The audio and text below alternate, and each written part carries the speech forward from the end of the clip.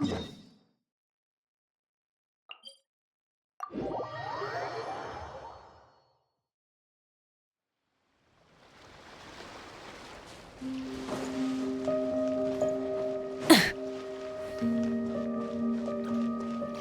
it up!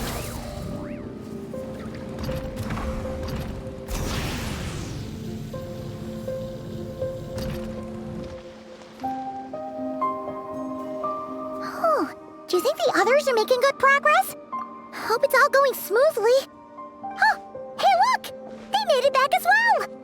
Flint's, Llama! How did it all go? All is well, thank you. Nefer and Yehoda had to stay at the curatorium to wrap things up, so they won't be joining us for now. I ran into Miss Nefa and Miss Aino on the way back. Their work is still in progress, so I suspect they won't be back for a while either. You seem rather cheerful today, Mr. Flint's. I certainly am. I achieved what I set out to do and came away with more than I bargained for. Fighting alone can get quite tedious, but I had the good fortune to run into a pair of brave young warriors. We meet again. How have you been? Albedo! What are you doing here? That would be a natural assumption to make. It's also the correct one. These two courageously lent me a hand while I was fighting the wild hunt. When they told me they were Servarka's colleagues, it all made sense. And given how people of outstanding talent tend to cross paths, it's no wonder you're already acquainted. So, who's your travel buddy, Albedo? Why don't you come and introduce yourself?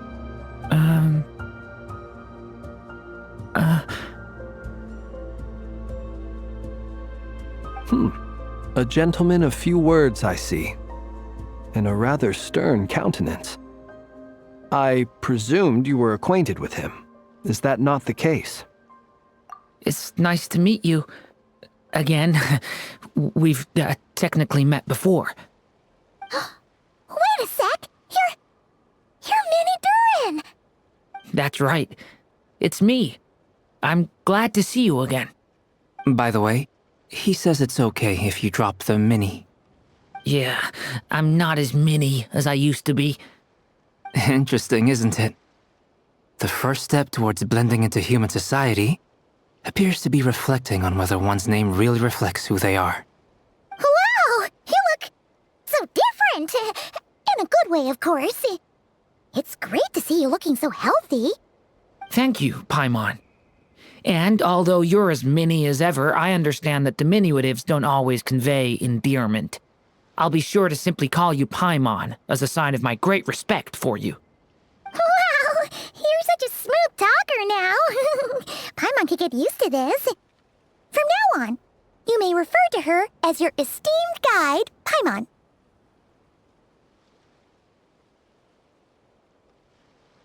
Personally, I think our little Paimon is the perfect size.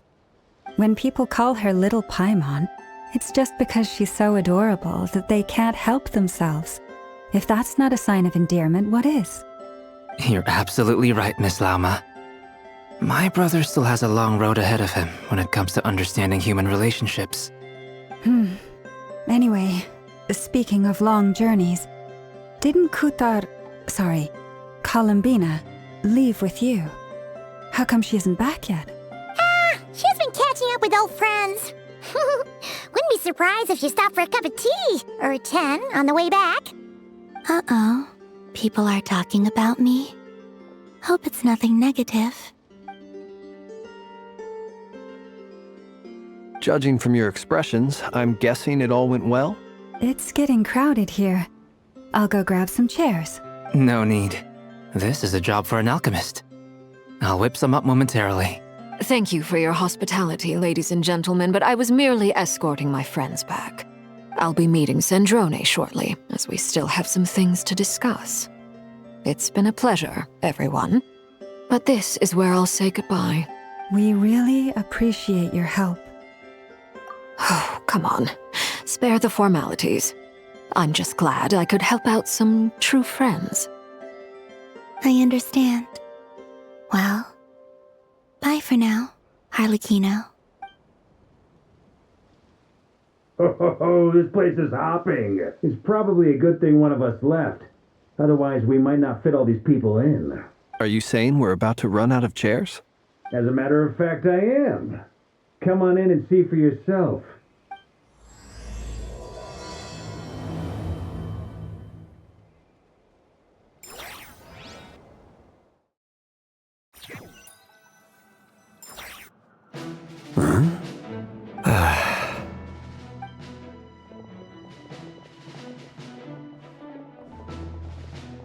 I overheard your little chit-chat outside, by the way.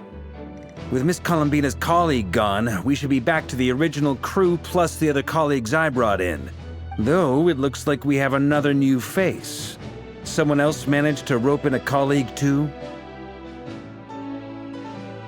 Frankly, you and Paimon are the only people I know here. This here is Dainsleif, colleague of Teyvat's greatest guide, Paimon, and greatest adventurer, the Traveler. Well, not exactly colleagues, more sort of friends.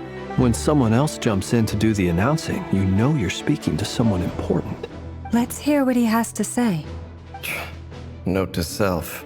Once Paimon knows your name, the rest of the world will soon follow. When he comes looking for us, it's usually something important. Paimon's guessing you've heard about the Wild Hunt, then. From the looks of it, you're about to hold a meeting. If I were to say that the Wild Hunt is our mutual enemy, would that earn me a seat at the table? As the saying goes, the enemy of my enemy is my friend. Mr. Dainsleif, there's a seat with your name on it. Though, I can't promise the same for everyone else. Hey, Albedo, think you can rustle up a couple more chairs? After all this time apart, Grandmaster Varka's first order is to rustle up a couple more chairs. I've missed this. Is he being sarcastic? Hey, he's your brother. Why are you asking us? I've still got a lot to learn about the nuances of human conversation. Trying to decipher Albedo's way of speaking has been like jumping in at the deep end. Oh, good point. Paimon gets you now. Don't sweat it. There are people who go their whole lives without getting the hang of it. You're ahead of the game already.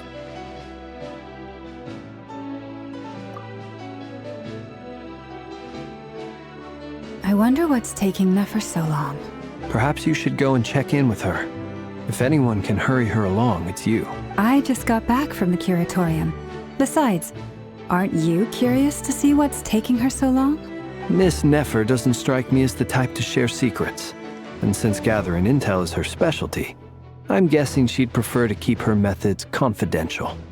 Under such circumstances, would it not be tactless for me to impose? Oh, but it's fine for me to impose. What can I say? You have an unrivaled ability to garner people's affection, Miss Moonchanter. Besides, you have far more in common with her than I do. All right, then. Impressive. She barely fought back at all. I admire your powers of persuasion, my friend. As I'm sure Miss Lauma will realize soon enough, the trick in life is to always pitch in with other people's responsibilities so that you can be selective with your own. Another trick is to simply hide in the background. Spoken like a true sage. Anyway, looks like we've got some time to kill before the meeting. Let's take a little breather, folks. And feel free to chat amongst yourselves. We'll get down to business once the other two arrive.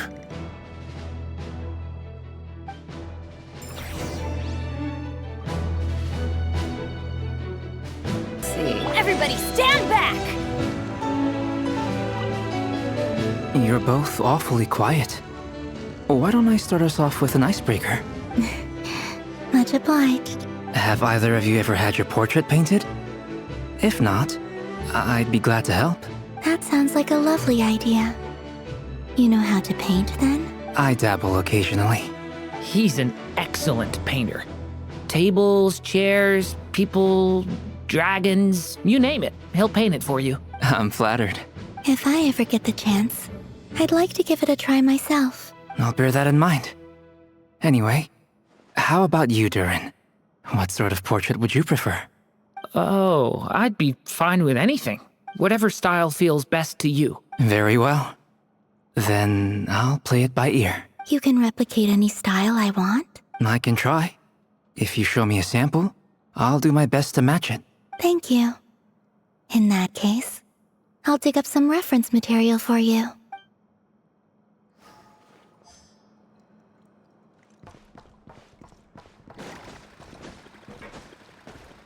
Is there something you'd like to say to me? Yeah! For starters, why'd you just show up here without even giving us a heads up? If you think back to our previous interactions, you may recall that that's hardly out of character for me. You do have a point there. Oh yeah! You'll need to find somewhere to stay the night too, right? Want to tag along with us? You never know. We might get a group discount. Sure, let's do that. Great! Paimon will handle it! And in return, we can get Dainslift to be our very own personal bodyguard. If that's what you had in mind, you should have said so sooner. I'd be happy to help. Oh, okay then. Paimon was only kidding, but good to know. Anyway, since we're all here together, we might as well watch each other's backs. That's just what friends do, right? Indeed. Thank you.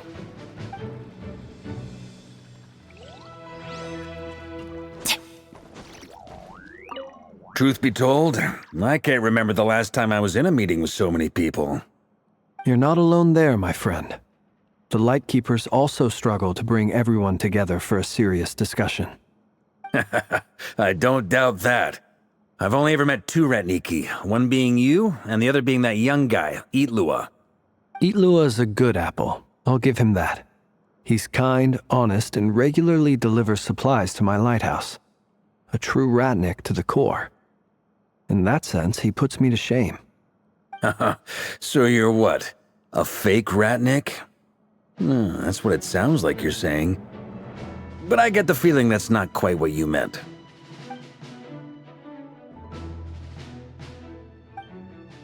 Come on, why the awkward silence? Sorry. I'm not even gonna bother trying to hide it. You've known all along, haven't you, my friend?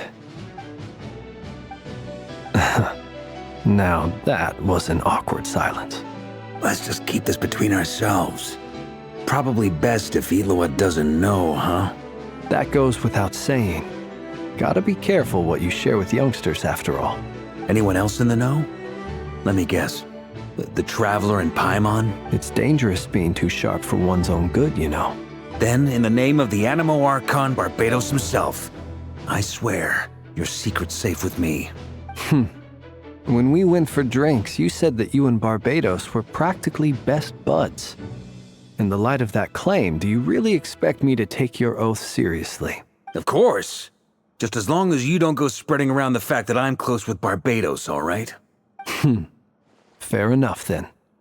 Nothing like a bit of mutual leverage to seal the bonds of friendship.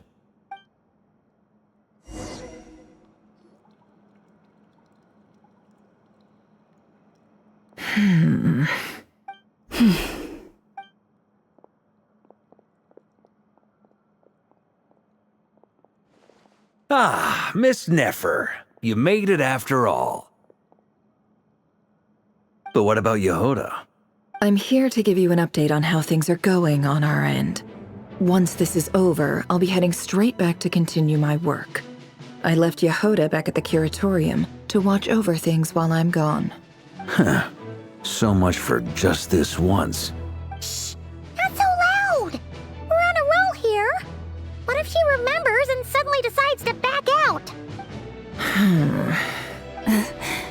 Did you say something, Mr. Varka? Huh? I didn't say anything. Right, Flints? Must have been a frog. They get so noisy around here at nighttime. It's like they're putting on a concert in the background. Anyway, before we begin, there's a few introductions to make. Let me start by saying that it's an honor to be speaking before so many distinguished colleagues and collaborators. First up, we have Miss Lauma. As Moon Chanter, she's the leader of the Frost Moon Scions, a local religious community in Nodcry. Then there's Miss Nefer, boss of the Curatorium of Secrets, and intel gatherer extraordinaire. Nefer is leading the investigation into Rerer's background, assisted by Yehoda and Lauma. From the little I've heard, they're making some great progress. Over here, we have Mr. Flintz, a ratnik and guardian of the abandoned lighthouse. In our last operation, he courageously distracted the Wild Hunt to buy time for the rest of us. For those of you who've never met, this is Mr. Albedo, a renowned alchemist and captain of the Knights of Favonius investigation team. By his side is a new face for us all, myself included, Mr. Durin, who has come to lend his aid. Next up, we have the Moon Maiden and former Fatui Harbinger, Miss Columbina. Then we have the Traveler, who's earned more titles than I could possibly hope to list out, so I'll spare you the rundown. And Paimon, the ultimate travel companion and quite possibly the best guide in all of Tevat. Wow! That's a lot of people! Great turnout! Miss Nefer, it looks like you might have another job coming your way, so, congratulations on the booming business, I guess. You think I haven't got enough on my hands as it is? Who's looking for me now? That would be me, Miss Nefer. I have a commission for you. And you are? Who I am doesn't matter right now. What does matter is that I'd like you to gather more intelligence about the Recher of Solnari. Well, it's not as if we never take on anonymous commissions. But in your case, I'll have to decline. I'm gonna take a wild guess and say your job's probably more hassle than it's worth. Something about you seems like bad news. It's my eyes, isn't it? Conrian, I assume. And what's with the mask? Are you trying to hide your identity? In any case, the fact that you're even still alive raises an awful lot of questions for me. My name is Dainsleif. And yes, I am from Conria. As I'm sure you're aware, the Recher of Solnari's real name is Rerir. He was once an acquaintance of mine. Really? Then you must have been quite an influential figure yourself. You flatter me, but none of that matters anymore. My point was simply to clarify why I have asked Miss Nefer to investigate Rerir's background. So you're both from Conria, and it sounds like you used to be friends? What am I missing here? Surely you already know how he became one of the Five Sinners. I'll tell you everything I know. The history of Conria, the names and identities of the Five Sinners. I remember it all like it was yesterday. I have never spoken openly of this before. But the truth was exactly as people say. The Five Sinners were each driven by their own desires, and it was by playing upon these that the Abyss tempted them to their fall, tearing Conria apart in the process. The visionary, Vedifenir, who wished to foretell the future. The wise, Haroptatir, who sought limitless knowledge. Gold, Rhindaughter, who desired to create life. The foul, Surtologi, who pursued supreme strength. And last, but not least, Recher of Solnari, Rerir, Ravager of the Moon. Of the five, Rerir is the only one who remains a mystery to me. He never harbored grand ambitions, so what changed in the space of a single night? How did he come to fall like the others? In other words, you're saying that his change came as a shock to you, and you have no idea what actually happened? That's right. You mentioned how the Abyss tempted them, which led to their fall. But what did that look like in practice? And what other context can you give me about the events of that time? The more detail you can give me, the better. Strangely, now that it comes to it, I hardly know where to begin. The fateful night took place during the era of the Eclipse Dynasty. One day, my elder brother, the visionary, Vedifenir, was summoned to the palace by the Vinster King, only for the king to gouge out his eyes and cast him into the dungeons.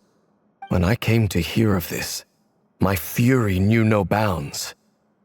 I gathered together every ally I thought I had, and together, we set a knight to storm the palace and free Ved. Centuries on, the memories of that night still haunt me like a never-ending nightmare. We broke through the palace gates, just like we had planned, each striking towards our separate targets. But then, I was betrayed. Even Vedafenir, the very person I had come to rescue, abandoned me and partook of the Abyss's power. So, it's personal after all. Then tell me, Mr. Dainsleif, what price are you willing to pay? You, of all people, must know that nothing comes for free. I cannot say what price would be worthy of such a commission. But know this. Rerir was not always a madman. Believe it or not, there was a time when he was just an ordinary man, working for the Conrian Intelligence Service. Uncovering the truth of Rerir's past is the only way to unravel this mystery. But before you decide if you will accept my commission, I will tell you more about him. Enough, I hope, to help you plan your next move. Sounds pretty good to me. Feels like we just flagged down a random passerby, only to discover he's actually a master strategist who has a score to settle with our enemy.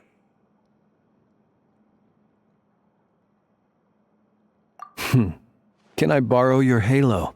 It could be useful in the lighthouse. Hey, enough with the wisecracks! Besides, isn't that lamp of yours bright enough already?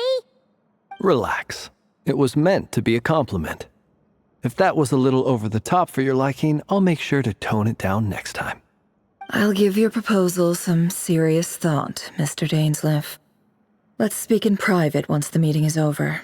Before that, there's a few things I'd like to share.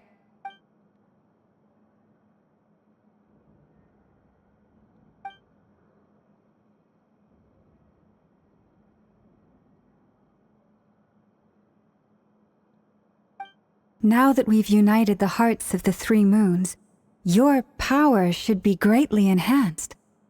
But it seems like that hasn't happened yet. I believe it will take a little longer. You've done so much for me, so I want to be completely honest with you all. Even though I'm doing a lot better now, the truth is, my recovery will likely be an ongoing process. From the moment I was born, my power has been slowly ebbing away. And that is because Tevat has never accepted me. Even with the moons united as one, it seems my rejection cannot be undone. So far, I have yet to find a solution. It may turn out to be a problem that will plague me until the day I finally leave this place behind.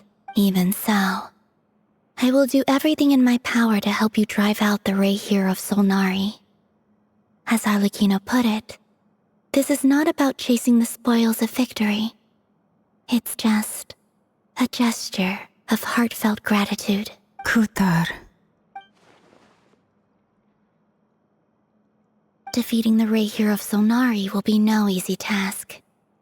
While my strength slowly recovers, we'll also need to gather more intel. Naturally.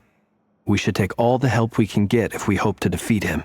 We've considered several viable plans now, but our choice hinges on the answers to a few key questions. Is it even possible to kill Rerir? What experiences shaped the person or monster he became? And what's he really after? Given Albedo's expertise in alchemy, I think we should leave him to try and answer the first of these questions. Understood.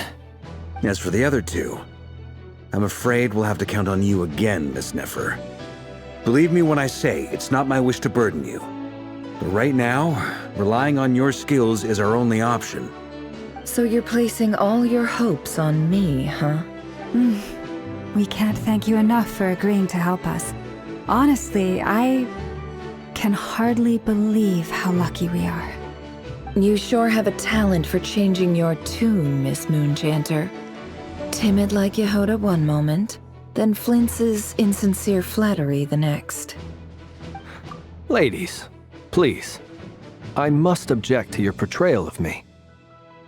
That's all. Feel free to keep bickering. Just pretend I'm not here. almost don't want to leave this room. I'm curious to see how this plays out. I have faith in you, Miss Nefer. Something tells me you'll stand by us until the very end. Oh? And what makes you so sure of that? What if I suddenly decide that my compensation is insufficient? This isn't about the money. I can sense that you've got a deep-seated distaste for Rerir. And knowing you, that alone is motive enough. Look at them getting along so well. Like two peas in a pod. And I'm the one they accuse of insincere flattery. There is no justice. Miss Lauma, you have to understand something. Unlike you, I don't actually enjoy having everyone's hopes on my shoulders. Is that right? Well, maybe the fact that I'm willing to put my hopes in other people says more about me than you. But the fact is, I also trust you. And that's because I know that you're someone we can count on. Anyway, we've got our plan, so let's get moving. Mr. Dainsleif, let's talk. And Traveler, once we're finished, if you've nothing else planned, I'd like you to come with me. This whole experience is teaching me a lot. For instance, I now know that when other issues come up in the future, I'll have far more luck getting Lauma to convince Miss Nefer than trying to do it myself. Hate to say it, friend, but that's one of the funniest things I've heard in a while. Why? You think I've got it wrong? Quite the opposite. But what makes it so hilarious is how long it's taken you to realize.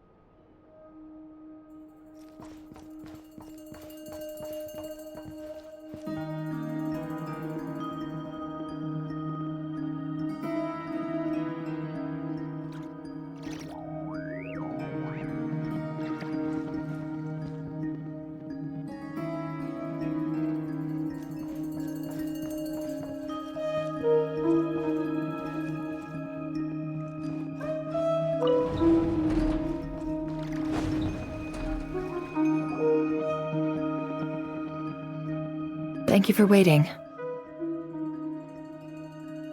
It's okay. We actually used the time to help Dainsleif get a room at the hotel. That's very considerate of you.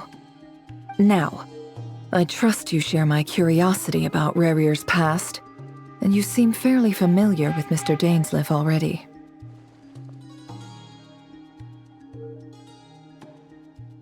We spoke at some length after the meeting. He was the one who suggested I should invite you to join this operation. He feels confident that these secrets will be safe with you. Dane has a lot of faith in us, that's for sure.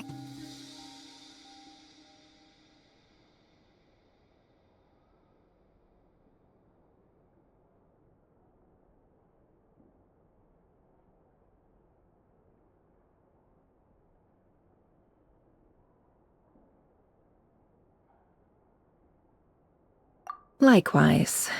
I appreciate that you got right on board without interrogating me about why I invited you. It shows that you trust me to explain everything in due course. That's because we we know what you're capable of. We appreciate you too, Nefer. You might have been forced to help in the beginning, but this time, it was your choice. That's one way to put it. Another is this, that once a decision's been made, it's set in stone. After that, my only goal is to see it through. Alright, so here's how it is. I'm going to access Rerir's thoughts again using my confidential method. Now, I'm sure you've seen things like this before on your travels, so you're surely well aware of how dangerous it can be. The reason I've gathered you all here is to ensure my safety during the proceedings. I plan for us to enter the fragment of his consciousness together, and once inside, I will focus on searching for information. Think of this as a diving expedition into someone's brain. If I'm the diver, you are my safety equipment, tasked with keeping me alive while I'm under the surface. Once the ceremony begins, we will all be spying on privileged information. But in the interests of safety, you must remain absolutely silent at all times. We will discuss our observations after the ceremony has concluded. Lastly, any individuals of a weaker constitution are advised not to partake in the ceremony. In any case, Paimon has her own job to do, which requires staying in the room but not joining the ceremony.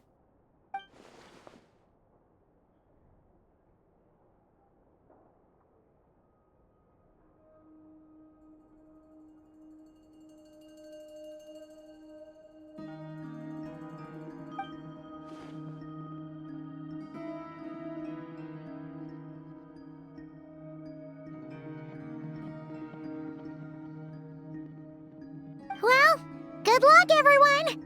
Sounds like all Paimon can do is cross her fingers and root for you guys. There's a little more to it than that.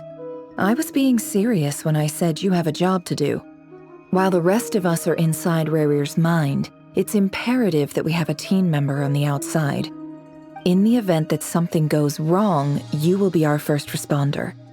I don't anticipate any issues, but the extra level of safety will be greatly appreciated. I second that.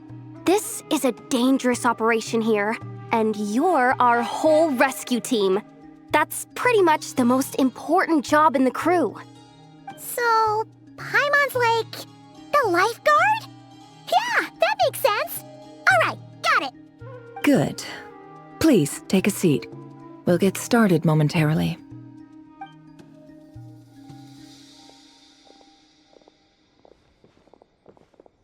So, did Mr. Dainsleif tell you anything else? He told me that he believes Rerir kept some big secrets in his life. He's not sure that they were the cause of his eventual downfall, but he's asked me to uncover what those secrets were all the same. But surely you're not planning to go through with this, no matter the cost. If you think that, you'd be overestimating me. I'm a businesswoman, not a mercenary. But I do have my own professional reasons for taking this job. You think I'd turn down the opportunity to get a first-hand glimpse into Conrian history? No chance.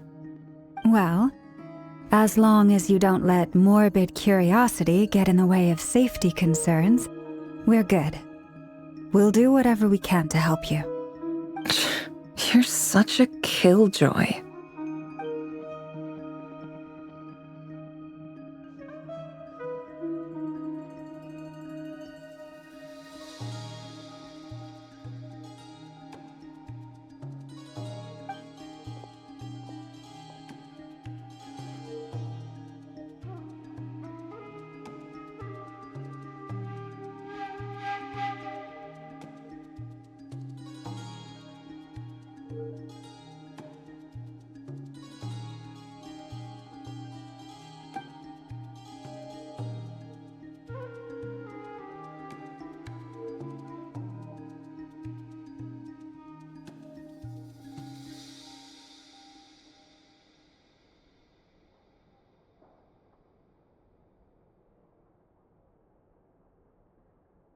All right, I'm good to go.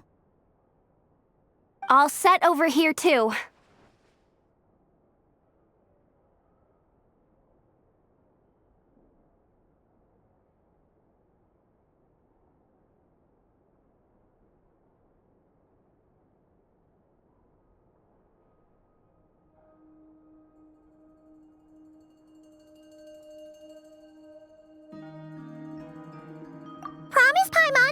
extra careful.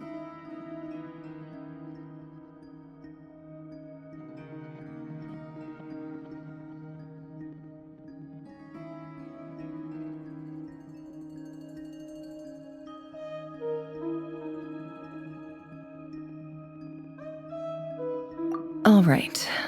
Let your whole body relax. We're about to begin. Close your eyes.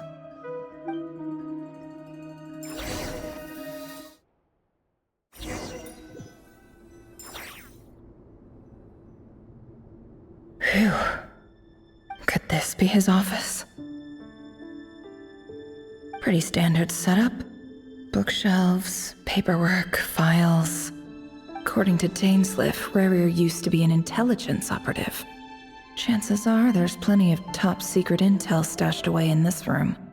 Is this where you keep your secrets, Rarier? Can't say I'm not looking forward to this.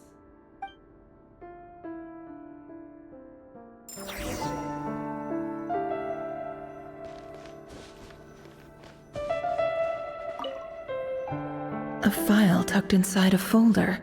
The title reads, Dear Breakfast Shop Owner. It's a list of names, but at this stage I have no idea who any of them even are.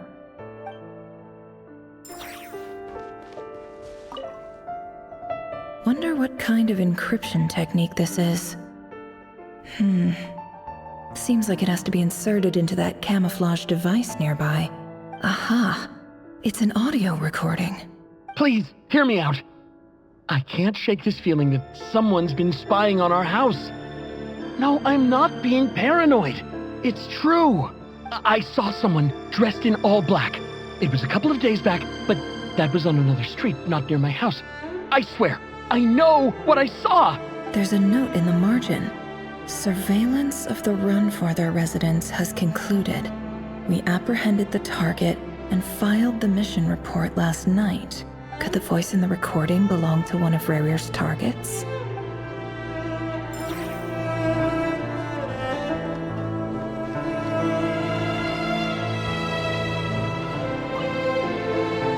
Bookshelves full of documents.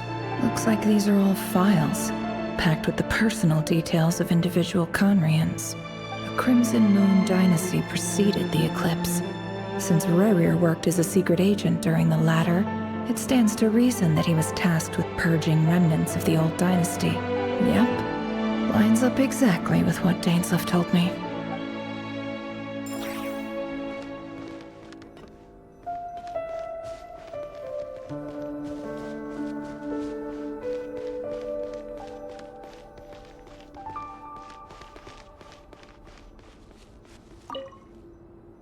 A box containing a ring inlaid with a precious gem. Must be for his girlfriend.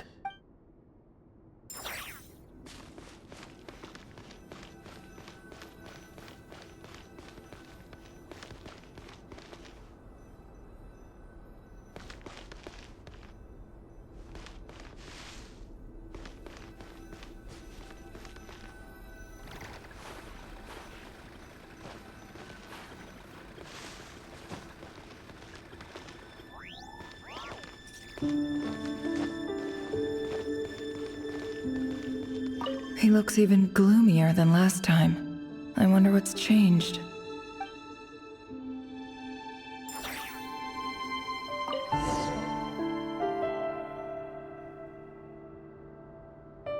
Today's files are in. Time to wade through them just like usual. Male, 51. Occupation, cook. Confirmed Crimson Moon descendant. Has maintained frequent contact with other descendants over the past year. Poses a threat to the dynasty. Neutralized.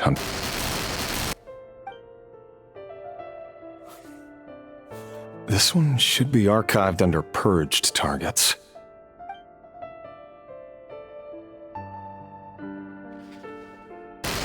Female, 23. Occupation, office clerk. Confirmed Crimson Moon descendant.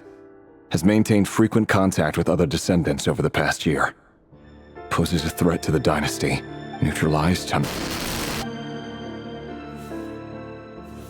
Another one for purged targets. Sounds like she was that other man's daughter. Never mind. What's it got to do with me?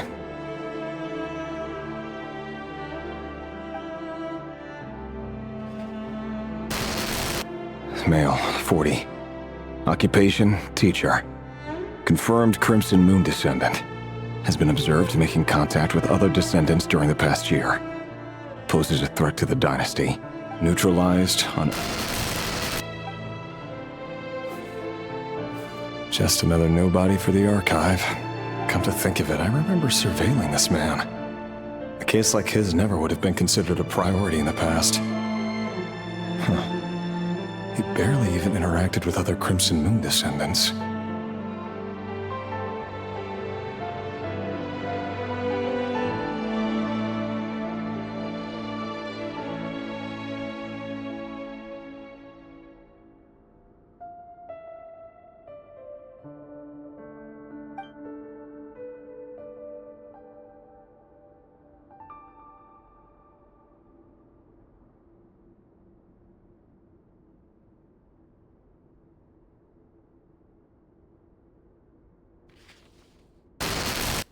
Female, 16. Occupation, none. Orphan and confirmed Crimson Moon descendant. Has been observed making contact with other descendants during the past year. Poses a threat to the dynasty. Neutralized on... Filed. I have no recollection of this girl. None whatsoever. She doesn't seem to be anyone important, but then again, how many of them really are?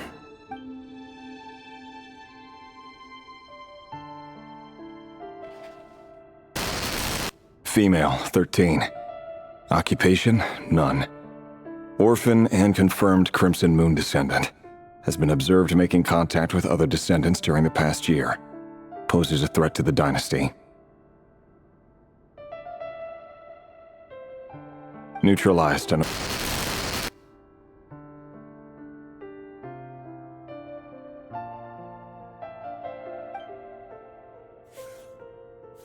Filed.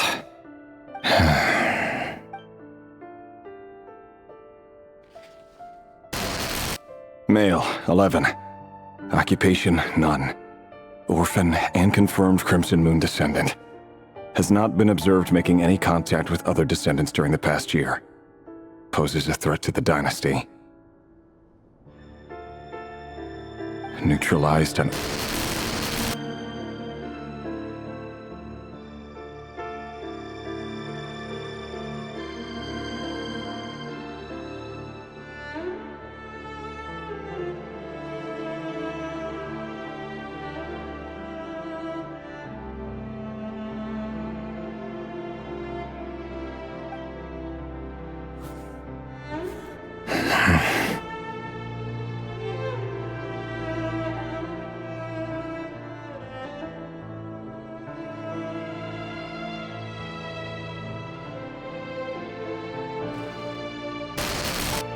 Male, 6. Occupation, none. Orphan and confirmed Crimson Moon descendant. Poses a threat to the dynasty.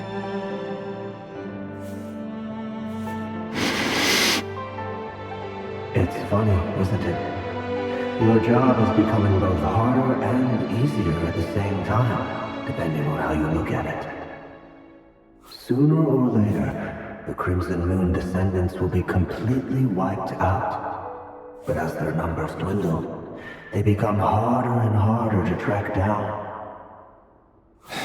That's not how it is. Fortunately, however, most of the able-bodied adults have already been taken care of. The remaining weaklings will be increasingly easy to deal with. No! No. My job is to ensure the survival of the Eclipse Dynasty. And the only way to do that is by eliminating any and all potential threats. It's a perfectly legitimate line of work. Every single one of my colleagues can attest to my fairness. And if my friends were aware of the facts, I know they'd back me up too. Assuming, of course, that they were aware of all the facts.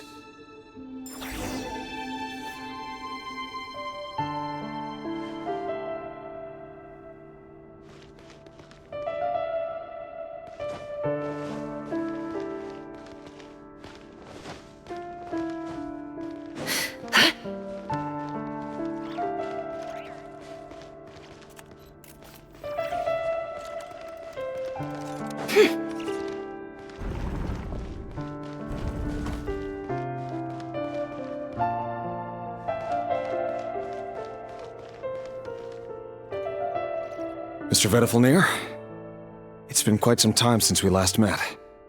Rerir, I trust you're here because you have something important to discuss.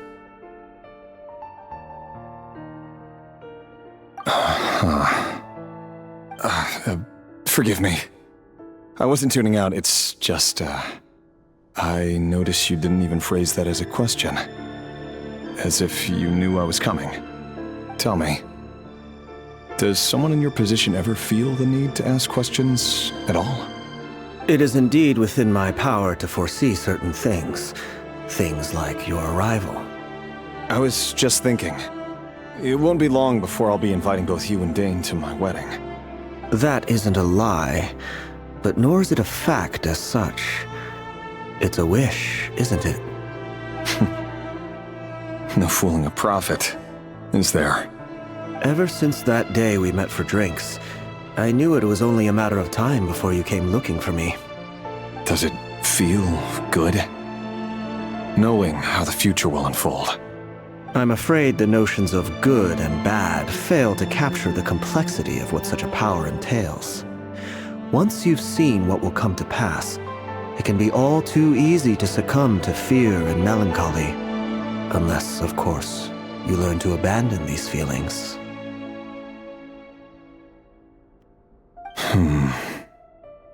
You fear my silence, and long to hear the words I left unspoken that day.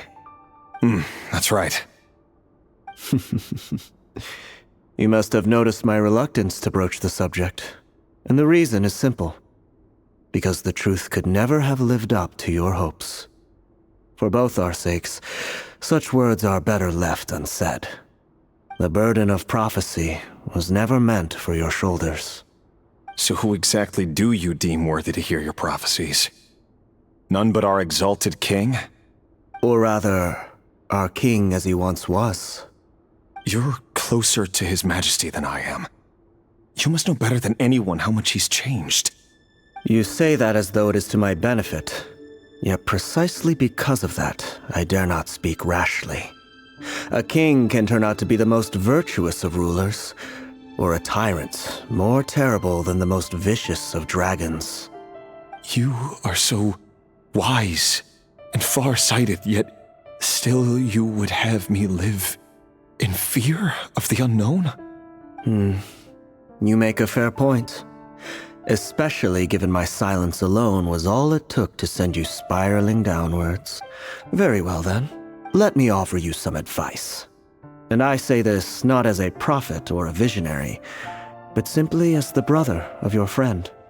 For many reasons, there is very little chance of your marriage ending in happiness. If happiness is what you seek, you should find another fiancé. Hold on. There's that same black fog again. Could this memory belong to Thelindis? Guess I'd better tread carefully.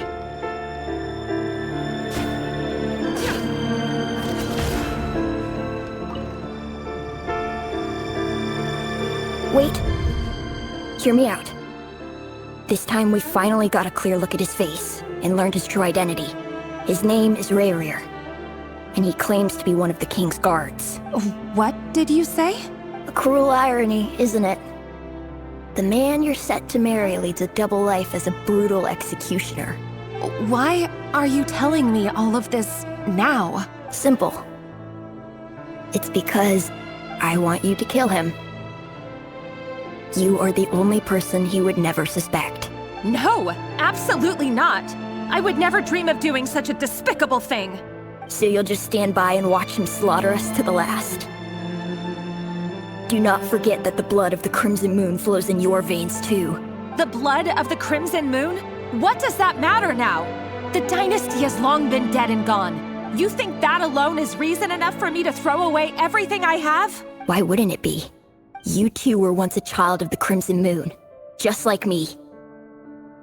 Don't tell me you've never felt so much as a flicker of fury for the way we were trampled into the dust.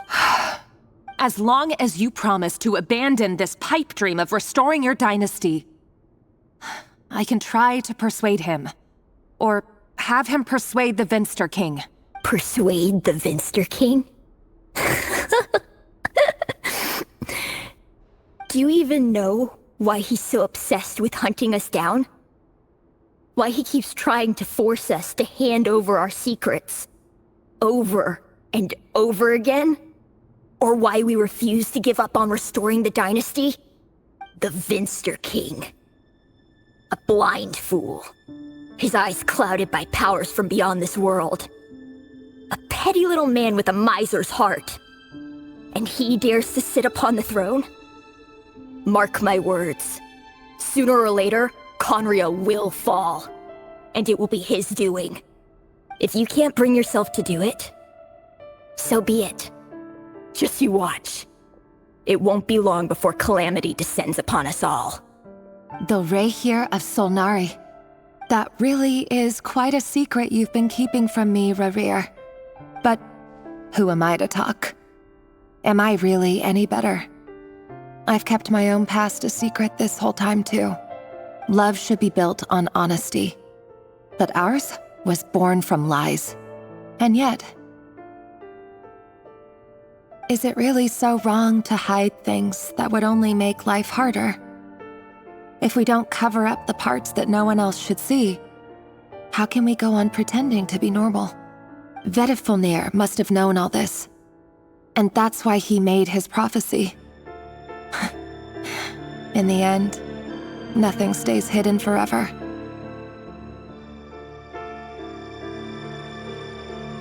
But I won't just sit by and watch this disaster unfold. I'll do everything in my power to protect what I cannot afford to lose, no matter who I have to face.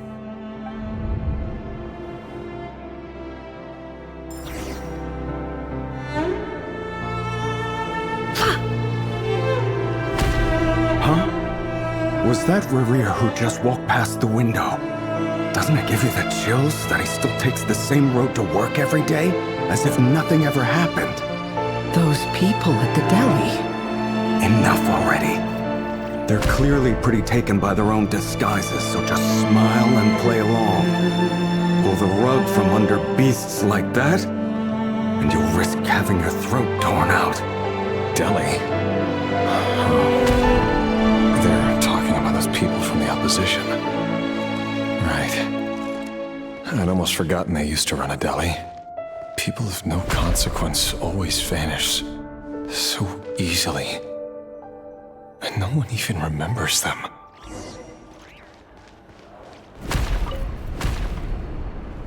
But surely you can see he's not the man he pretends to be. So many have died already, and they say that the king's madness grows with each passing day. We're not going to survive this, are we? But why does it have to be this way? Do we really deserve to die just because of the blood that runs through our veins? Felindis, are you even listening? Sorry, Freether. My mind was off wandering. I heard you, though. You're talking about what Rerir said. He's just following the king's orders. He's a secret agent, and it's his job to hunt down rebels and dissidents. By the time you first met him, he'd already taken lives. Maybe he was using you from the very beginning. No. Rerir has no idea I have anything to do with the Crimson Moon. My family are only distant relatives of the main lineage, and besides, my eyes are perfectly ordinary. Truth be told, apart from my teacher, pretty much no one knows I have any connection to any of it. It's been a long time since my family severed ties. But as Orlog said, who could possibly talk sense into that raving lunatic of a king? No one. I'll work something out. Trust me, I'm with you all. But for now, you need to keep yourselves hidden. Don't let anyone find you, anyone at all.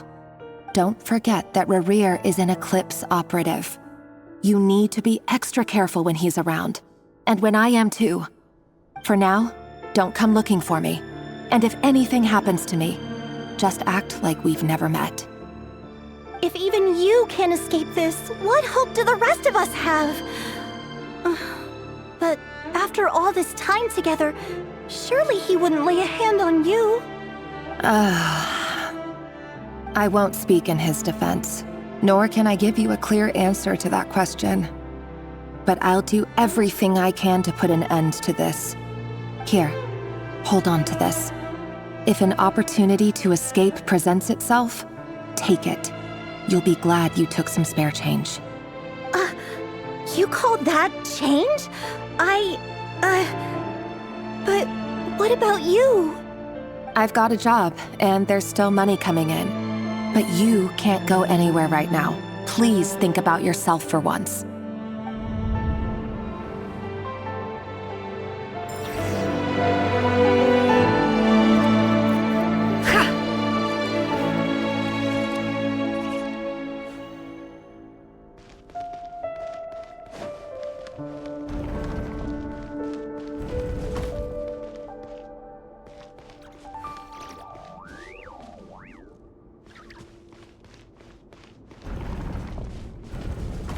Another day, another round of assassination training.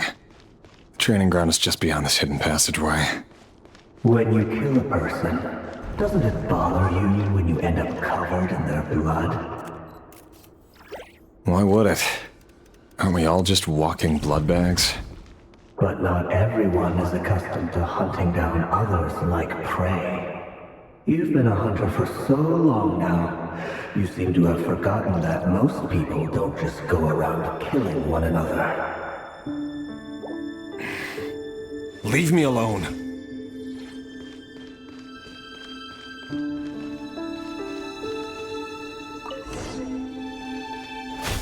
Make sure you have a firm grip on the handle, then choose your angle well. Keep your movements light and brisk, and the prey won't sense a thing. I doubt that. I'll bet no one's ever died a quiet death at your hands. I work clean. No traces.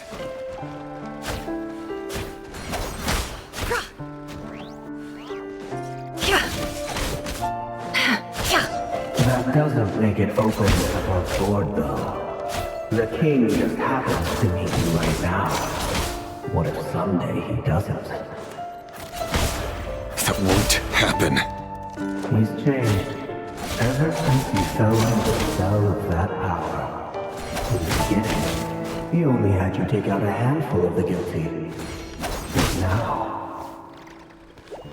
The ones I've dealt with have always been guilty. And I've carried out my work flawlessly.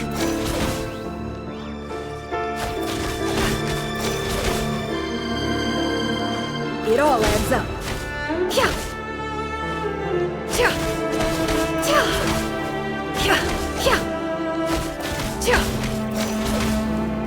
Can't hide the truth. You know why I'm interested in such your proposal, don't you? Was it because he didn't trust you? Or something else? Enough!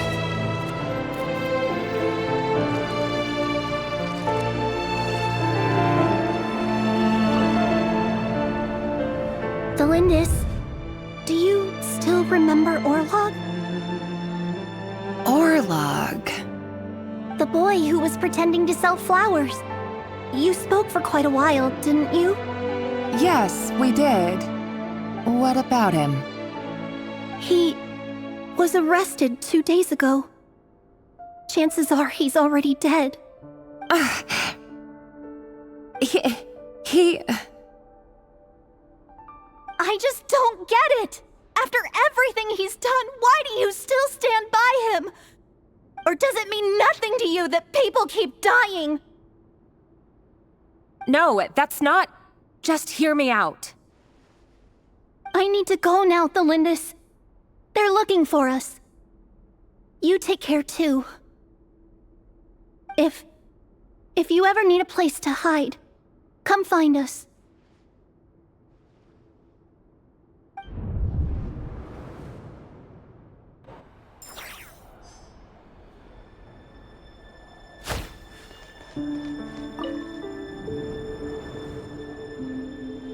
Author Thelindis. Over the course of this week, the research object was subjected to interference for a total of 47 hours for experimental purposes. The results are as follows. All subjects of observation that were sent inside have now... The situation within is proving more problematic than anticipated. No progress whatsoever. What now? Won't you give me even a glimmer of hope? Things are getting worse by the day. I have to find a way or we'll all be in danger.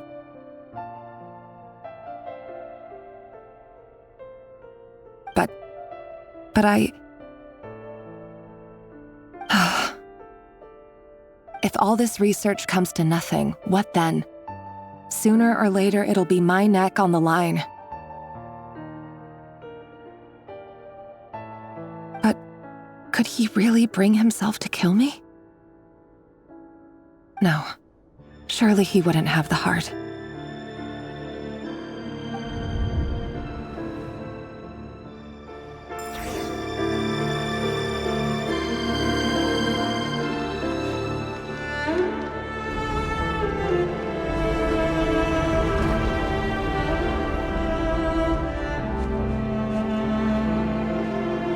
Why won't you just let us go? We don't even know each other. All we want is to live ordinary, peaceful lives. You want to live?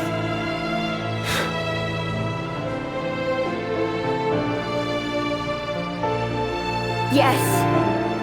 I just want to go on living. Is that really such an unforgivable crime?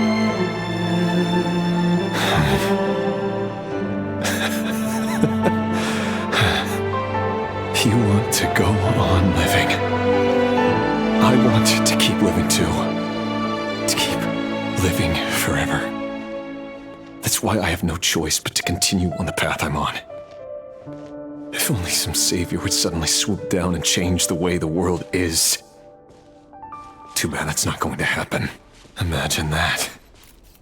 If there really were such a person, you and I wouldn't be standing here like this, would we?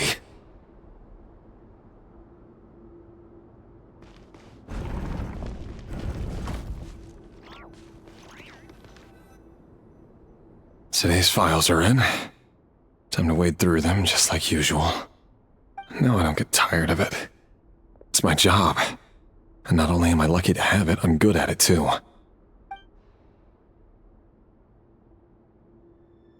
Wait. That's... Thelindis? No. No! No! Why? But you bear no mark of the Crimson Moon! How could you possibly have anything to do with them? It cannot be! A diluted bloodline. Carefully concealed. I see it now. You've been living in the shadows just like me. What a fool I've been. Numbing myself with talk of justice. Even imagining my friends would back me up. But in the end, Irminsul. Finster King! How far are you going to take this? From the direct bloodline to secondary offshoots? And then what? Today it's the descendants of the Crimson Moon. Who will it be tomorrow? Will you not rest until everyone down here is dead? No. This cannot go on. This is where it ends.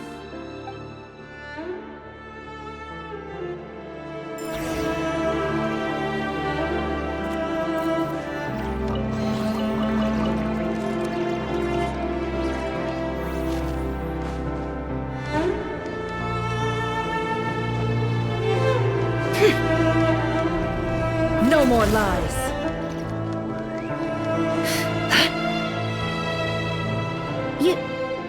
You're really letting me go? I am. As long as you can guarantee that no one will find you. Don't worry, I'll be extra careful.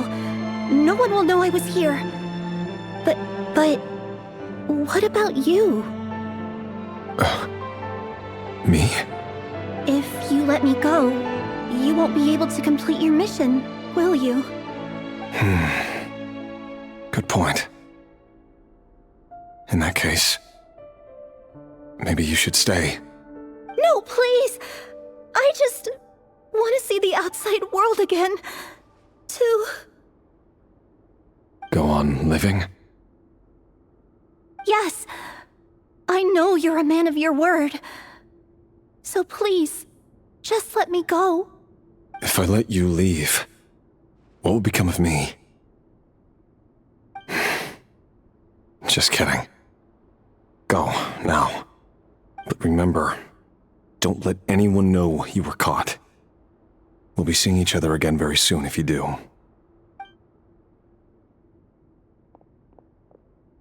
Even shadows in the dark must live by a code. But you can't save everyone. You've been whispering in my ear for days now, Vedifalnir. What are you trying to do? Break me down? I only say this because you long for an answer to your problems. Let her go, Rerir, or you risk losing everything. I will not abandon Thelindis. Then you'll need a little more vigilance and a lot more power. The world is changing, Rerir. Keep your eyes peeled for your moment of opportunity. That voice used to be so unclear. But now I know exactly whose it is. It's Vedifalnir.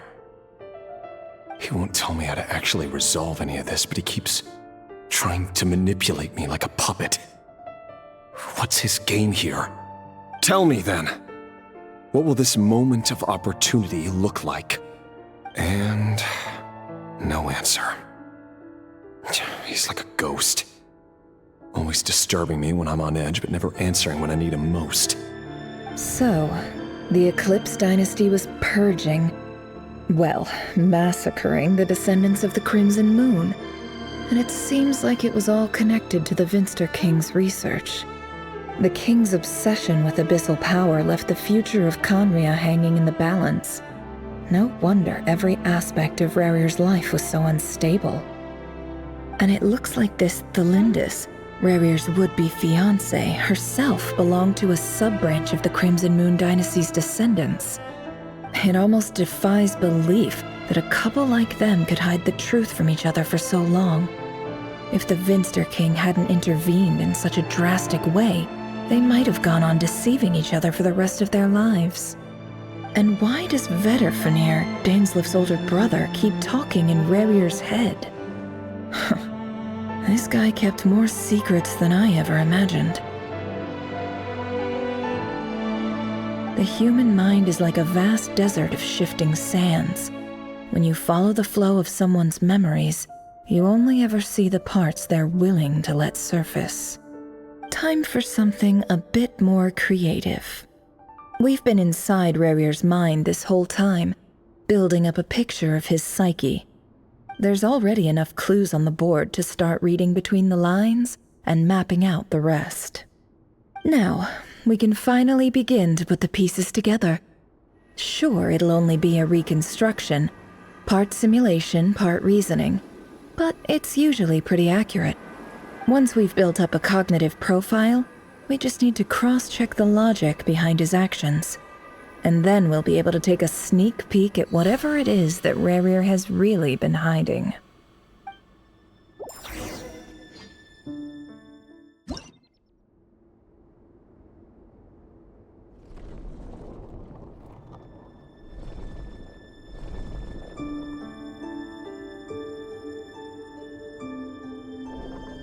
Rerir, are you there?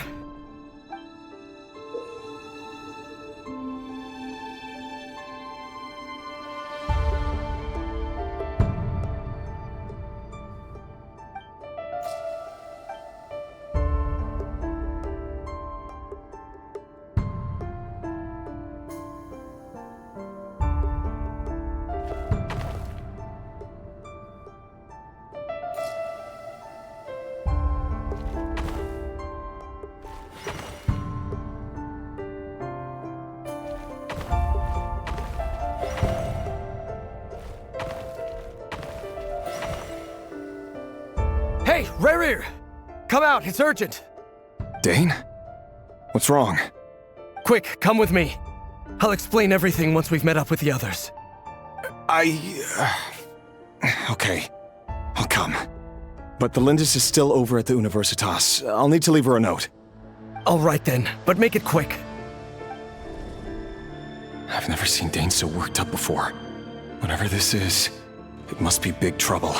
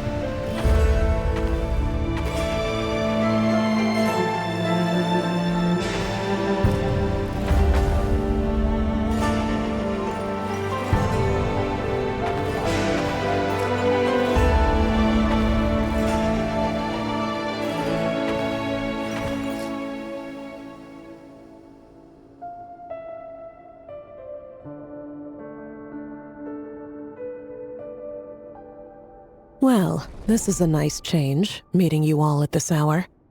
When men and women of ambition can speak face to face in broad daylight, I say that's a big step forward for our dear Conria. Don't be ridiculous. We do not fear the day. Why would we seek refuge in the night? You might ask your blade that same question. I'm told it prefers the cover of darkness.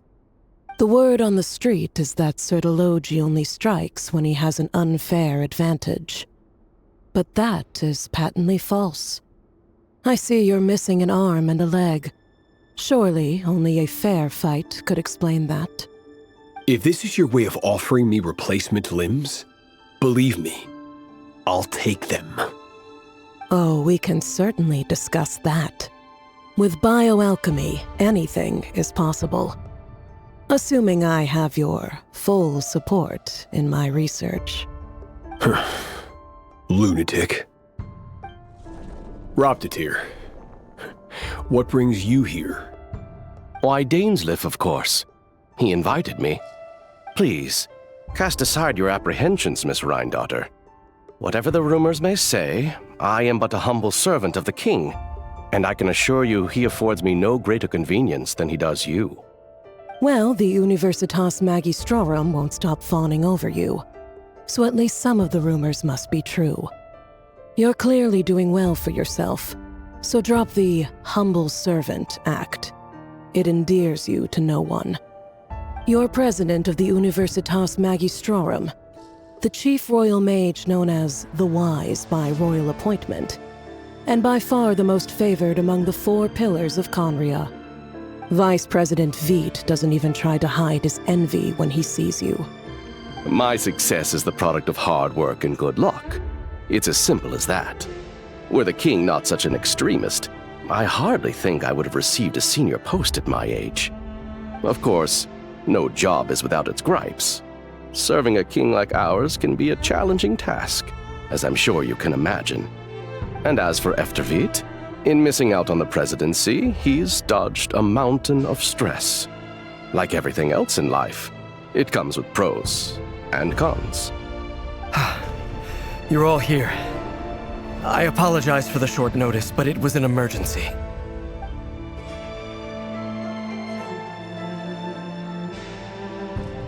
You must be Rerir. Mr. Sir Elegy. Yes, I handled your case file during your sentencing. Nothing personal, of course. I'm pleasantly surprised that you remember me. You're clearly a person of substance if you've been invited here. But Dainsleif, you'd better have a very good reason for convening this little gathering. It's my brother, Vedofenir. After he spoke at the court this morning, the king was so infuriated by his words that he had him blinded in both eyes and thrown in prison. Vedifulnir in prison? Strange. I thought the king trusted him and Horoptatyr more than anyone else in the world. Does this mean the king's circle of trust just got even smaller? It has nothing to do with trust. It's about what the king wants, which is as clear as day to anyone paying attention. I simply appease him, because it's in the best interests of the Universitas Magistrorum. And also because you're slimy. Vedifulnir, perhaps less so. But still, a visionless visionary? It rather inclines me to think that qualifications are not what get you ahead in Conria. Do you honestly think this is an important discussion to be having right now? Dane, what are you planning to do? Rescue Vedifulnir, I assume. Correct. It will mean storming the palace by force. Tonight. I need all of you on my side. That's far too dangerous. And don't forget, Dainsleif, you're captain of the Royal Guard. You swore an oath to the throne. You've been planning this for a while, haven't you? I have no desire to commit treason. But whatever critique the king may have of Vedifulnir, disfiguring your most loyal subject for putting the best interests of his court and nation first, this is not the conduct of a wise ruler. My blade will force the king to see the error of his ways. So, Vedifulnir's prophecy enraged the king. I'm sure it wasn't what he wanted to hear, but if he won't take counsel even from the visionary, that is deeply troubling news. The extent of His Majesty's madness is now all too clear. The question is, how does a man like me get out of this situation unscathed? You have noble ambitions, Dane, but I'm afraid they don't do much for a guy like me. I'm not interested in saving the world.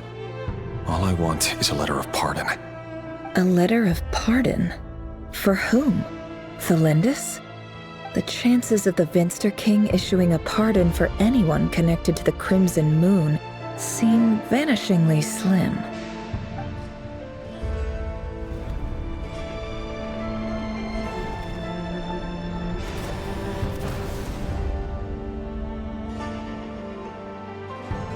This black fog over the board must have some connection to Thelindis.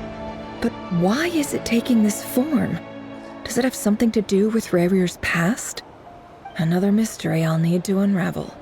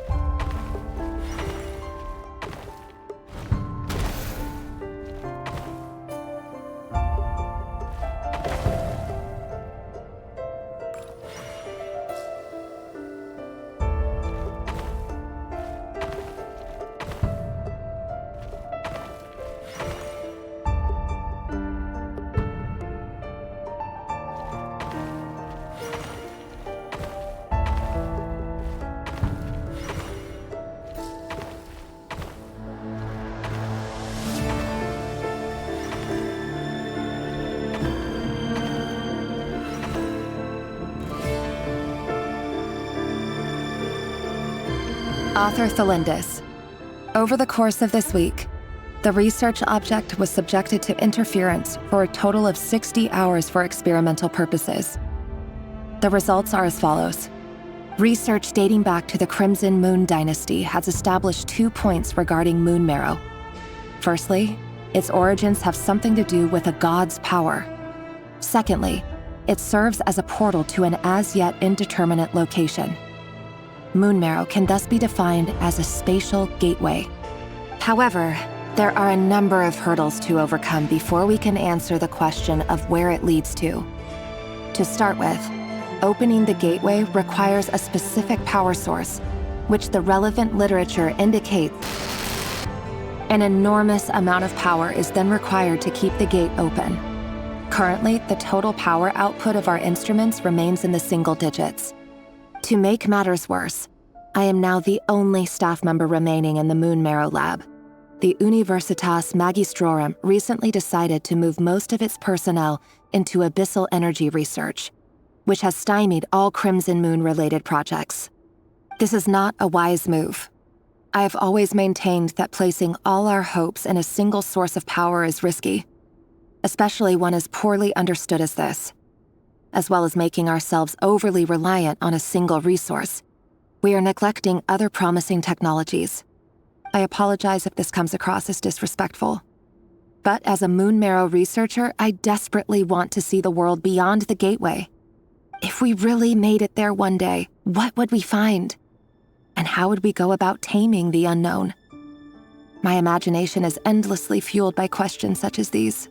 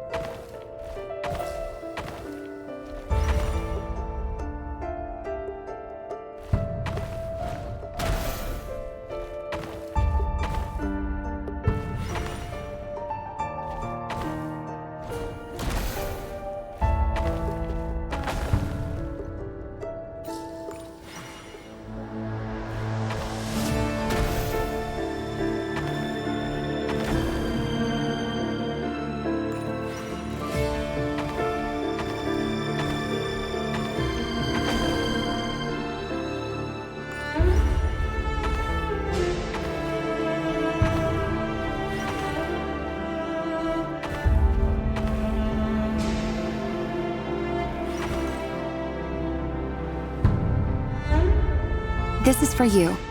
I heard you're gonna leave the city with your parents. The Lindis, did you hear about what happened? I've heard nothing.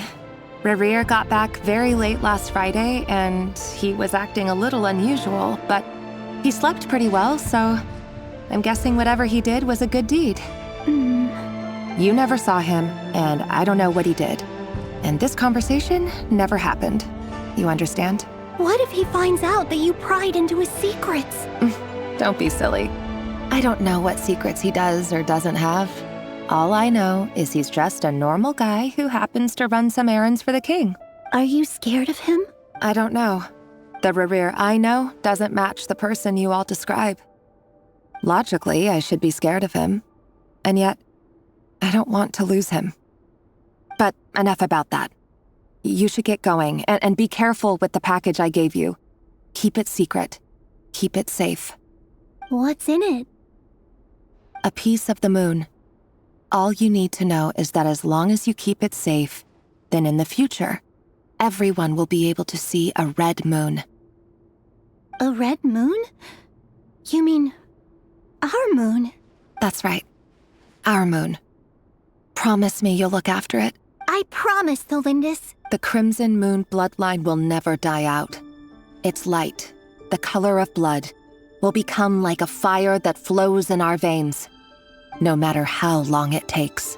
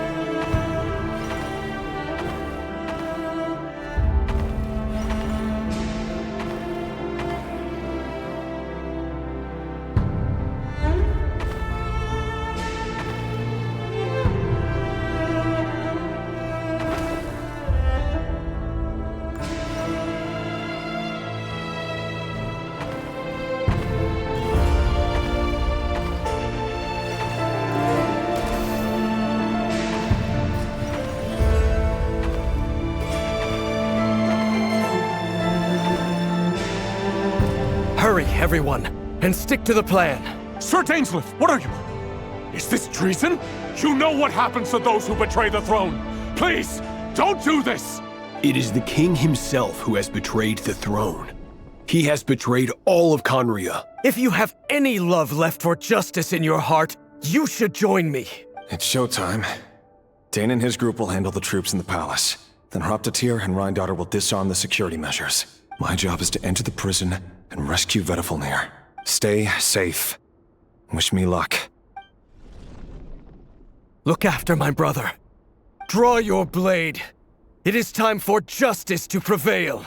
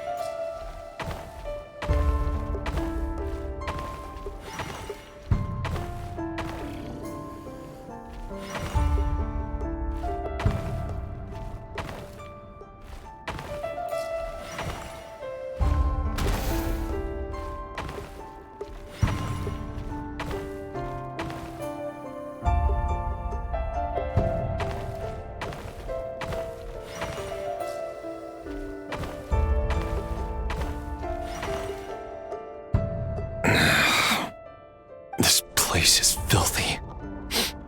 And the smell is abominable. Clearly, the king doesn't allow his prisoners a single shred of dignity. This is dire. Found you. Hello, Mr. Vedifalnir. Ah, it's you. Surprised? Oh, wait. I guess surprise isn't an emotion that prophets feel very often. I certainly felt some surprise in the moment when I was blinded. Surprise at the king's sheer ignorance. Surprise at just how unfairly this world responds to words of earnest remonstration. I'm curious. What did you prophesize this time? It wasn't a prophecy. It was a word of warning. Someone had to say it. The king has forsaken all reason in pursuit of his obsessions. I simply told him that if he continues on this path, Conria will surely fall. But he didn't listen. Worse still, he stabbed you in both eyes and locked you away. Dane asked for my help. The court is in complete chaos now, but I'm sure you predicted that. Everything is transpiring as I foresaw. Yet I am powerless to change it. Fate is an immutable force. I can but lament as the inevitable unfolds. I do wonder whether giving a man the power to see the future does nothing more for him than slowly crush his spirit. Forgive my curtness, Vedifalnir, but the king did not suddenly turn on you today. His suspicions have been brewing for a long time. You can't have wisdom beyond the reach of your fellow man without attracting his fear and suspicion. There are things the king does not want to see. So, he doesn't want you having visions of them either. He blinded you because he thought this would make the visions stop. He wasn't entirely wrong. I did indeed lose my power to see the future. Right up until... Until what? Just now. I believe I saw something new. Well, tonight could go a lot of different ways. 5 of us banded together to storm the palace, also we could rescue you. This will go down as the most tumultuous day in Conrian history. I sense hatred in you, but also hope. A desperate hope that with the tyrant deposed, that will be the end of the story. But this is not the end. It is the beginning of a new chapter, in a whole new story. There are many men of honor and courage in this world, Rerir. But you are not one of them. You're not here for justice, are you? You're here for yourself. Is that a dagger? Interesting. Why not the polearm? It was always your weapon of choice. With your abilities, I don't doubt that you were able to recover some of your sight. But I also doubt that you want to make an enemy of me right now. Of course not. We're on the same side, aren't we? We could be. But I need you to be honest with me, Vedafilnir. At this point, you're my only hope for the future. You mean your future? With your beloved, Felindis? Yes. And I know there are bigger things at stake here. A dynasty, a nation, maybe the entire world. But forgive me, I care first and foremost about myself. I can't abandon the one I love to save myself. I just can't do it. But you see a broader picture of the future than I. You see the solutions to the biggest problems of our age. So tell me, what is my solution? What's the answer? In matters of fate, answers are either right or wrong. What will be and what will not. Maybe you are willing to pay a certain price in the pursuit of happiness, but unfortunately, fate does not negotiate. That is the cruelest thing about fate. It is unmoved by your sacrifices. That can't be true. I know it's your voice that I keep hearing in my head, urging me to see how the world is changing, to seek more power, so I can protect the things I love. You show me disaster, but you won't show me how to avoid it? Why? Why are you doing all this? My voice. In your head.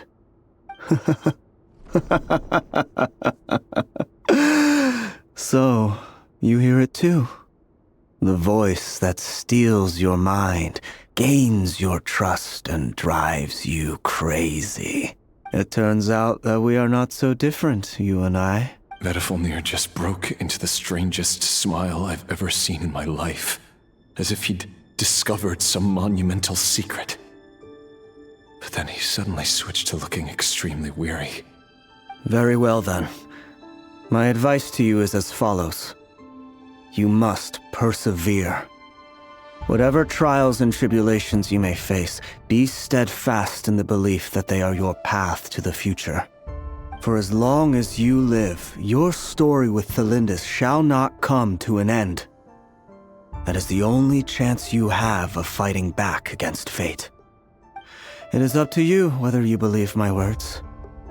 Regardless, that is... I will hold you to your word. Thank you for setting me free. In return, I will tell you one more thing that you cannot afford to ignore. Just then, a strange wave of energy rippled through the city. We had no idea what it could mean.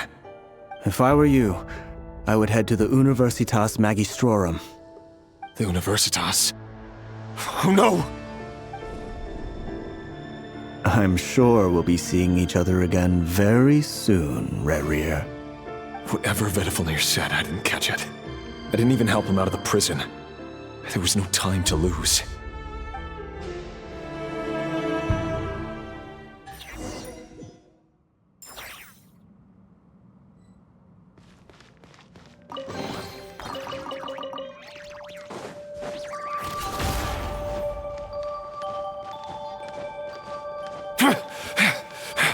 Monsters? Is this Rhindaughter's doing? Or the Universitas Magistrorum? Out of my way!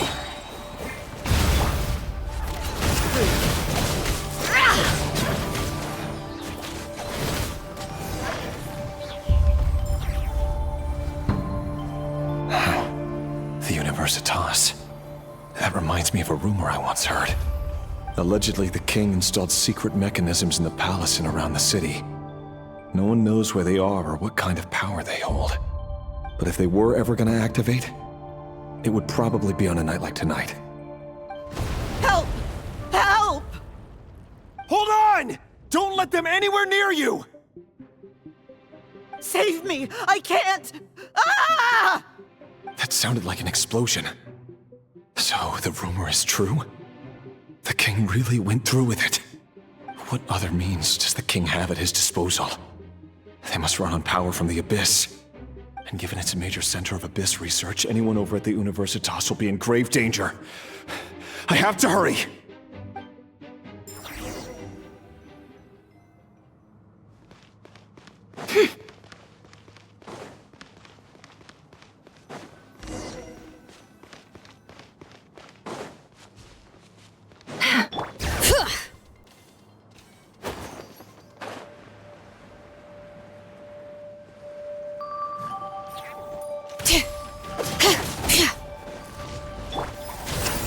Rise with the sun! Let the mountain's veins boil! Teamwork is dream! Seek within. No more lies.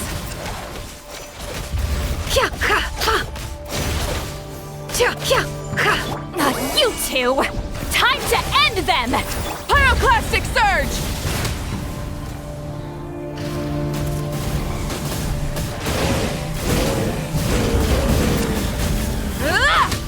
Fulfill our pact! Bring it!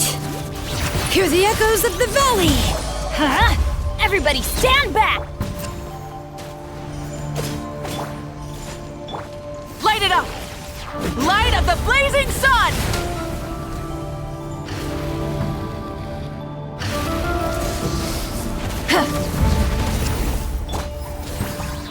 See, Lolene! Eat Papa!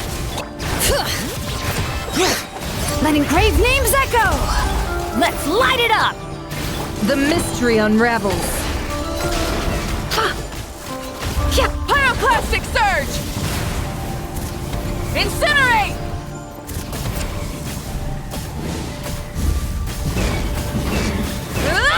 Show no mercy! Let the mountain's veins boil! I'm going in! You two! Time to end them!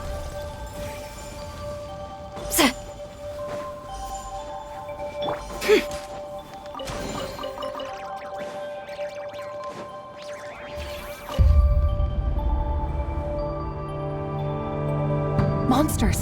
At the Universitas Magistrorum? Why now? Oh no! They're coming! It's no use. The table won't hold out much longer. The weapons! Where are the weapons? Of course. All the lab equipment was upgraded after the inspection last week, but the new weapons haven't been allocated yet. I'm done for. Is anyone there? I need help! Ah!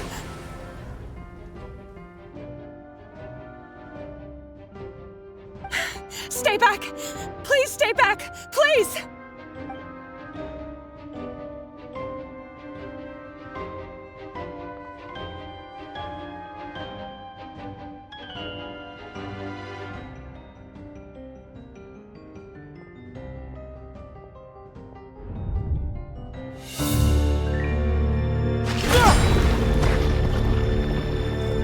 What's that? Reverie! So the rumors about your work are true. What? No! Listen, something happened at the palace tonight. We have to leave! You don't need to lie to me anymore. What do you mean? I know why you're worried, and I will respect the decision you've made. But it's okay, because I found a solution. I know how to end all this. You can have it back. The normal life you so desire. But until then, I'm afraid our wedding will have to wait. Celindus? No, don't do it! Celindus! Celindus!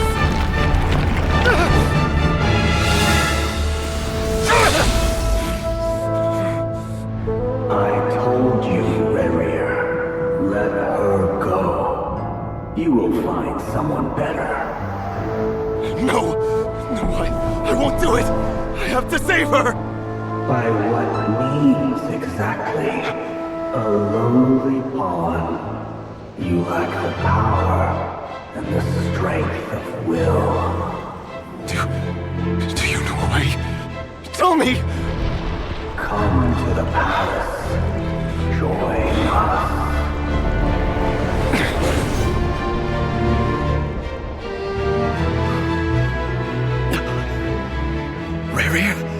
goodness, we... Step forth and take your share. You made it. Not you too.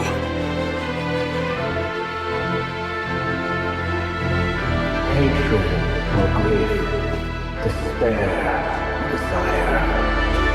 We all have our own.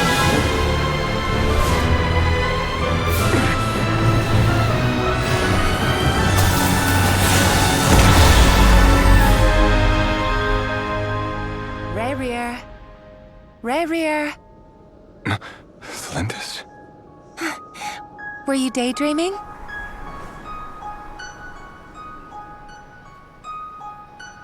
You still remember, Rayrear?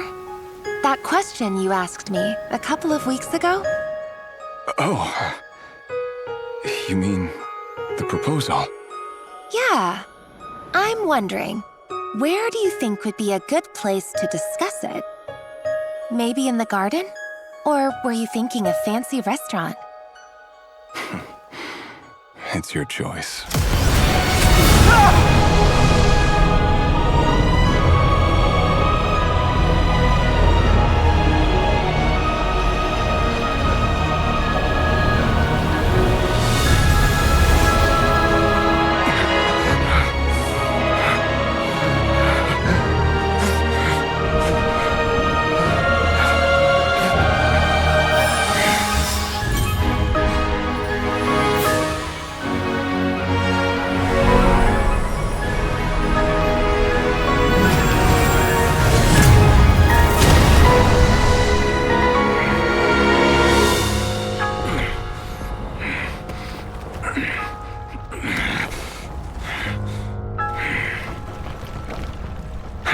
Find you.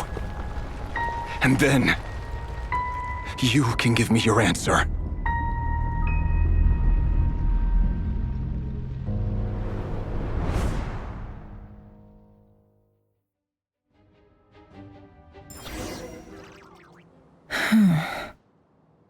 So that's how the Raker of Solnari was born.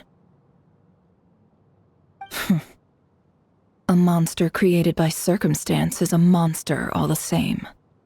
Viewing other people's thoughts for too long can get uncomfortable. Right now, I'm feeling a strong sense of loathing. In a nutshell, the story of Conria is what happens when the truth falls by the wayside. Everyone tells little white lies, and before long, you have a huge pack of lies that destroys everything. Whew. Time to get back. His past is filled with sorrow, but the tale of any fallen civilization is one of endless tragedy. Cruel as it may be, that was Conria's fate.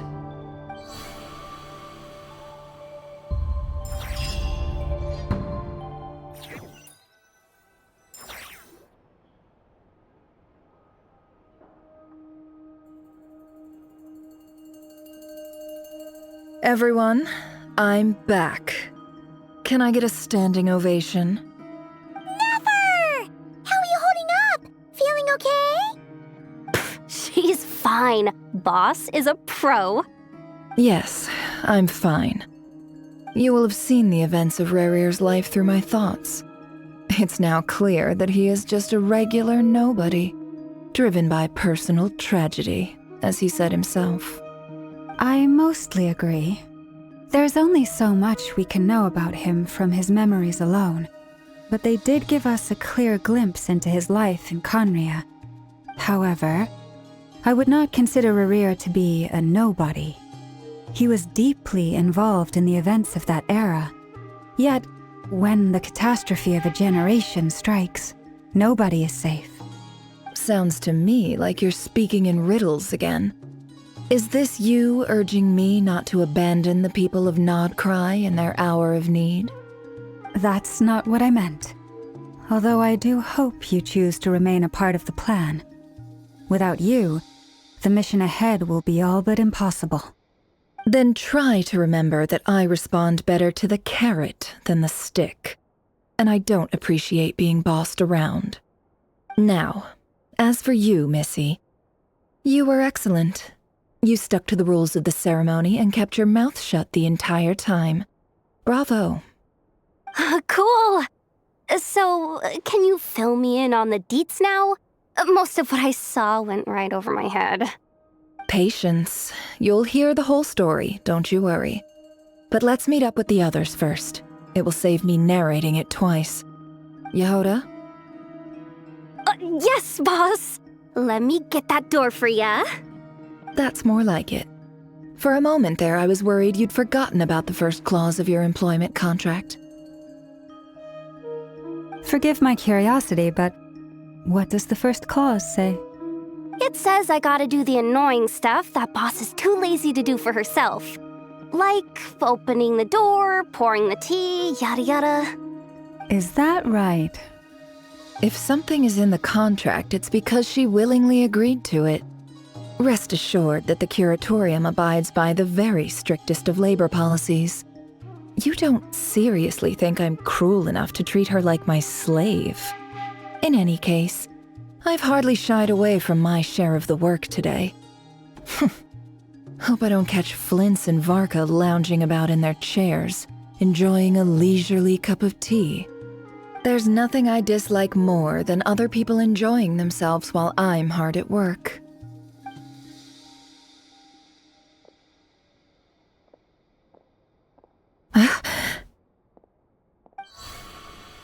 Oh no.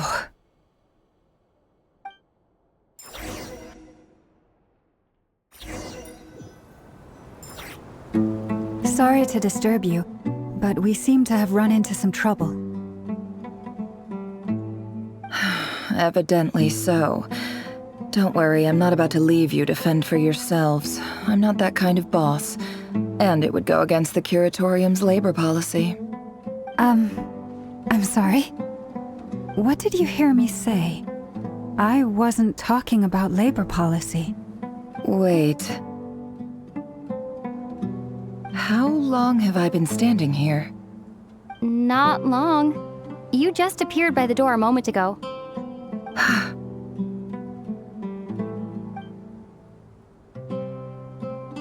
Boss, what's wrong? You look like you've seen a ghost. We've been tricked. We never left at all. Somehow I hallucinated that whole scene back inside the office. Hallucinated? But how? How indeed. This place should heed my will alone. All thoughts and actions that occur in here are just a result of pawns moving across the chessboard in a carefully calculated manner. And nobody has access to this chess set but me. So you control everything in here? More or less. But yes, it's a special technique of mine. Has anything like this ever happened before? Only once. It was the first time I used the chess set. Is there any similarity between what happened then and what's happening now? I suppose my thoughts are a little turbulent, which was also the case my first time. Is there anything I can do to help? The first clause of your contract clearly states that I only need your help with things that I'm too lazy to do myself. Meaning you're not feeling lazy right now? Meaning this is not something Yehoda can help with. The chess set is a personal treasure that I alone understand. I must be the one to find our way out of here. Boss, it's fine. Really. Let me do something useful. Oh, listen to you. Whatever would I do without you, Yehoda? What? Really? Yes, really. Where would I ever find another employee as obedient and servile as you? God forbid anything ever happens to you. Oh, okay. Well, anyway, I was thinking of fetching some water. There's gotta be a source around here somewhere. I suggest everyone finds someplace comfortable to take a rest. We gotta conserve our energy. Even though all this chess malarkey doesn't exist in a physical sense, mentally speaking, it's all real. And so is our tiredness and fatigue. You don't want to dismiss mental fatigue. Just because it isn't physical doesn't mean it's any less serious. But anyway, I got your backs, so don't worry about a thing. Don't I have the best employees? Jealous much? If we can find a suitable time, I'd love to borrow Yehoda for a day to help out at the Frost Moon Scions. Would you be amenable to that, Boss Nefer? Oh, Lauma. Have I ever told you just how pretty you are? Beauty runs from the tips of your antlers to the depths of your imagination. Time to rally, everyone. Follow me. As we continue our journey, the same rules will apply. That means stay focused and no talking no matter what we encounter. And don't disturb the chess pieces. You have my word that I will get us all out of here.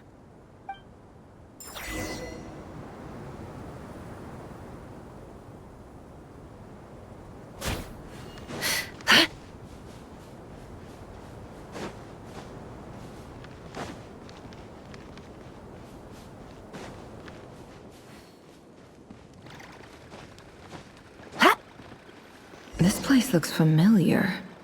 That's not a good sign. There's someone up ahead. Time for a little... I wasn't expecting visitors at this hour. Wait, is that? Oh, it's him. There you are! Sinue's been looking for you all day. I think he has some news for you. Oh yeah? What were you doing just now, Uncle Retinue? Hiding away some more loose change? I know I saw some Mora. What do you mean loose change? Oh, come on, I'm too old for this. Just pretend you saw nothing.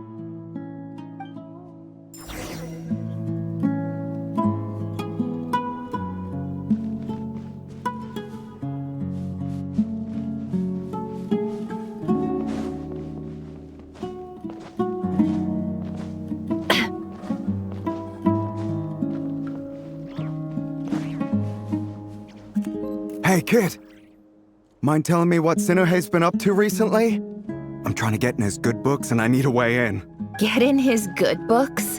Why? What do you want with my dad, Uncle Apepi? I've written a new song. I was hoping to showcase it at the next festival, but I'll need his approval. A new song, huh? I'd love to stay and listen, but unfortunately, Uncle Retinue says my dad's looking for me.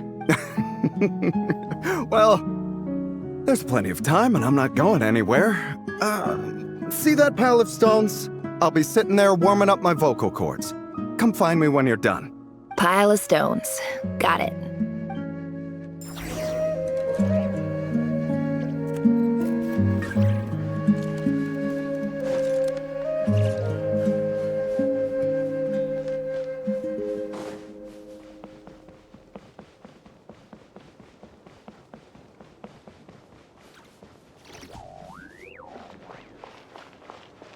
Hi, Dad. Uncle Retinue said you were looking for me. Ah, there's my little princess. If you'd gotten back just a little sooner, you could have shared the spoils of war with me. Spoils of war? Who were you fighting against, Dad? It was just a figure of speech. The aftermath of a sandstorm is no time to be waging war. I was talking about our war against thirst. I went out to fix our water supply problem, and now I'm back. Which means... We have a well again! That's right. I found a new one and brought back as much water as I could carry. It should last us for a good while. If it wasn't for these blasted sandstorms, our wells wouldn't be caving in. You wouldn't be spending all your time out searching for new water sources. As the chief of our tribe, I'm supposed to be leading us out of hardship and poverty, onto better things. You know how prosperous our ancestors were. I've told you all the stories. And look at us now. Squeezed into these hovels. No one would choose this, if it wasn't for the endless wars over the years. But things are looking up. I started working with some folks from the academia a few months back. They gave me some contacts in return for my assistance in the desert. So you're the Academia's helper now? Special ambassador, they call it. Think of it as a partnership. It's nothing bad, okay? We've been isolated here in the desert for too long. Seeking opportunities elsewhere is the best thing for us, and the fastest way to progress. So, do you get anything good out of being a special ambassador? Of course. My luck's improving all the time. One day, I swear I'm gonna lead us out of this place. We'll find somewhere new. Somewhere better.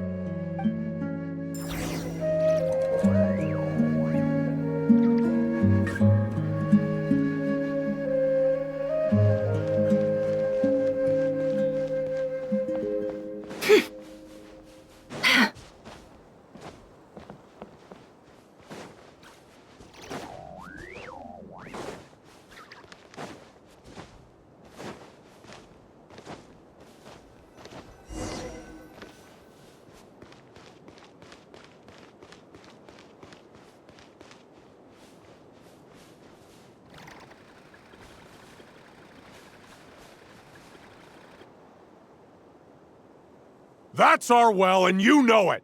You stole from us! Well, you've gone from chief to thief, and now you have to face the consequences! Did you really think you could take our water without permission and get away with it? You're either brave, stupid, or both. And that special ambassador act? Yeah, nice try! We spoke to the Academia. They said it was all news to them! You're a liar and a cheat!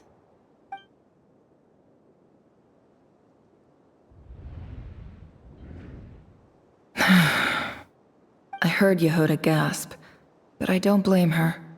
Most people are terrified by the sight of blood. Corpses strewn across the ground. The wounds are clearly from scimitars and daggers. The desert dwellers' weapons of choice. There's a handwritten note on the ground. Let's see what it says.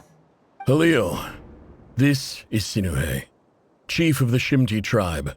Surely you remember me. I was the one who helped you and your colleagues avoid the quicksand in the desert.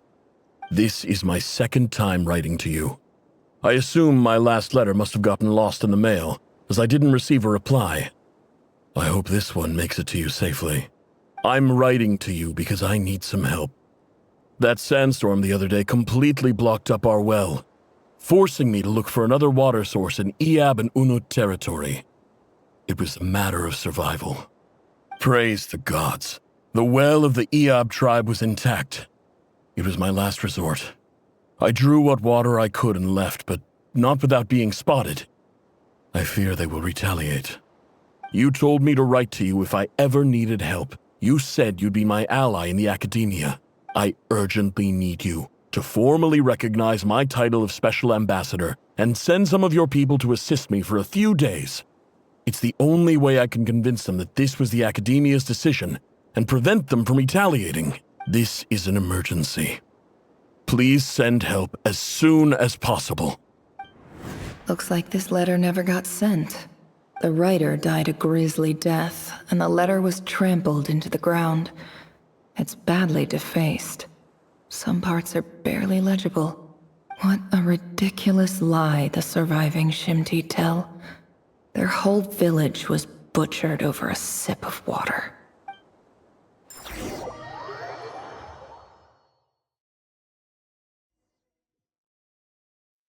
Ah, officer. Welcome. Welcome to our humble village. I thought you would at least have the courtesy to provide some respectable libation. This is the finest wine Aru village has to offer. I promise.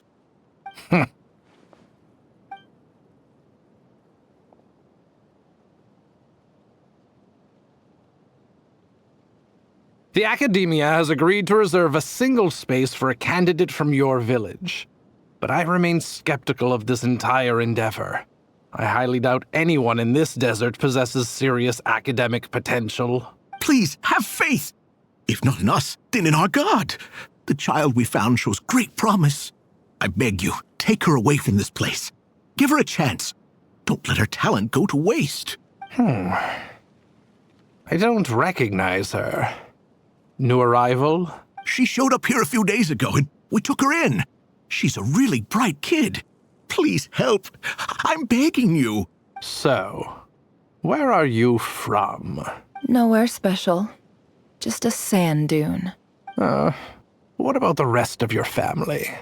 How many of you are there? Just the one. It's only you? Correct.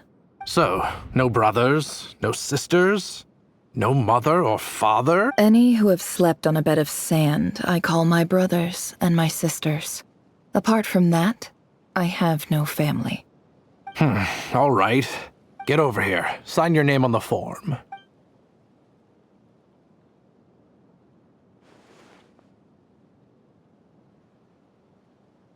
Never?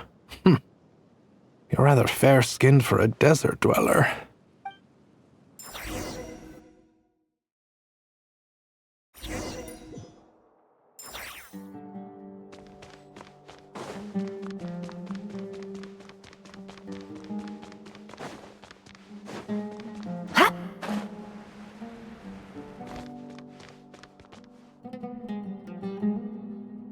Nefer, this term's assignments have been issued already. Please read through the materials thoroughly, conduct your own additional research, and then write an essay on the topic. Yes, Professor, I'm aware. I just had a couple more questions I wanted to get your perspective on. Oh? Please ask away. Well, I saw the other students' problem sheets, and I couldn't help but notice that my assignment is much easier than theirs. Do you really think I'm a weak student? A weak student? Goodness, no. Quite the opposite. You have a sharp mind. Almost too sharp. I think what you're saying is, a weak student wouldn't have noticed the discrepancy. And if they did, they certainly wouldn't complain about the lighter workload. You see, sharp as they come. You see things the way they are. And I'm sure you know why they're like that. Because of where I come from. Because I'm different. I'm sorry, Nefer. I don't like it any more than you do. It's just... Anyway, you said you had a couple of questions. What's the other one?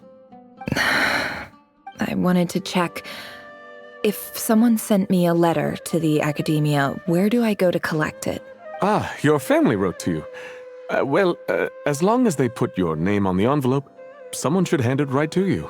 Not exactly. It's not even a recent letter. I was just curious where the mail would end up if no one collects it. The House of Dana, I expect. I know there's a box for unclaimed mail somewhere in there, probably sitting on a shelf. Whatever you're looking for, that'd be the place to start. Okay, got it. Thank you, Professor. Oh, don't mention it. Honestly, I feel like I failed you. I'm supposed to be your teacher, but I haven't taught you anything. Hey, don't say that. You're a great teacher, and you do your best for all your students. But the rules are the rules. You're not allowed to teach students like me. It's not just the academia either. The whole world bends over backwards for the successful and leaves the losers to suffer and die. Oh, my dear child. Don't tell me you've given up on life already. I haven't. I just think that if you want to make it in this world, you have to find a way to become successful.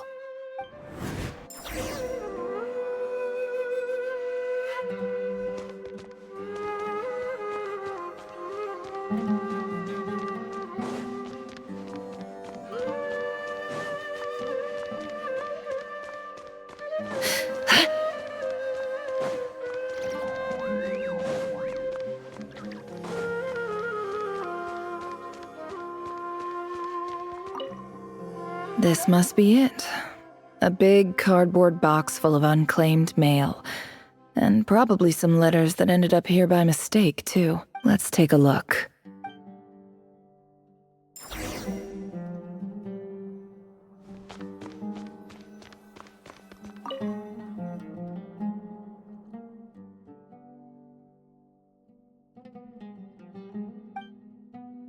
A dilapidation survey from Port Ormos. Looks like it's from a Core of 30 representative. What a strange thought. A bunch of mercs losing sleep over rundown buildings. This one was never even opened. I guess the recipient didn't care what the Core of 30 had to say about anything. Who was it addressed to? I don't recognize the name, but it must have been a Ksharawar professor. This one is addressed to the Immorta Sage. The title is Changes Observed in Satyavada Life Symptoms. Why do all these letters read like full-blown dissertations? Guided by the incense, we became lost somewhere in the forest. All the barriers between levels of consciousness disappeared as our minds soared around in circles, looking for a branch to seek refuge on.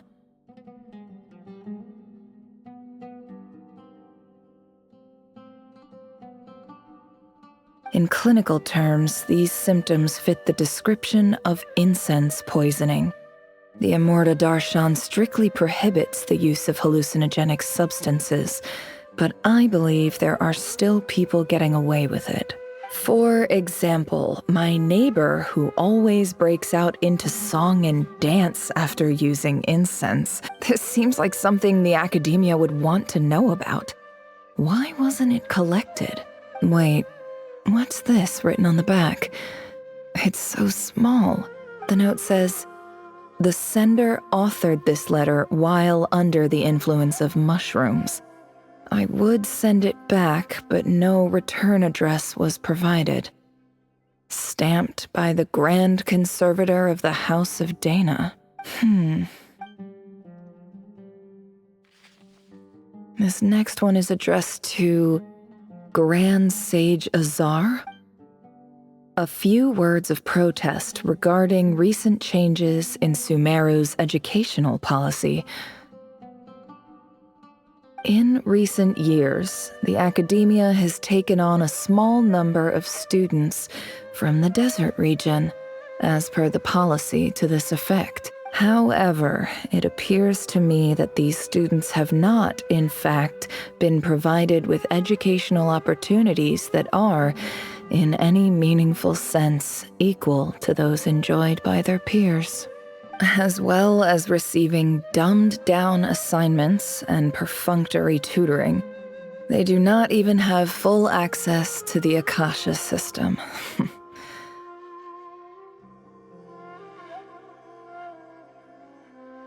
Education is the fundamental purpose of this institution, which should go without saying in a nation whose founding virtues are knowledge and wisdom.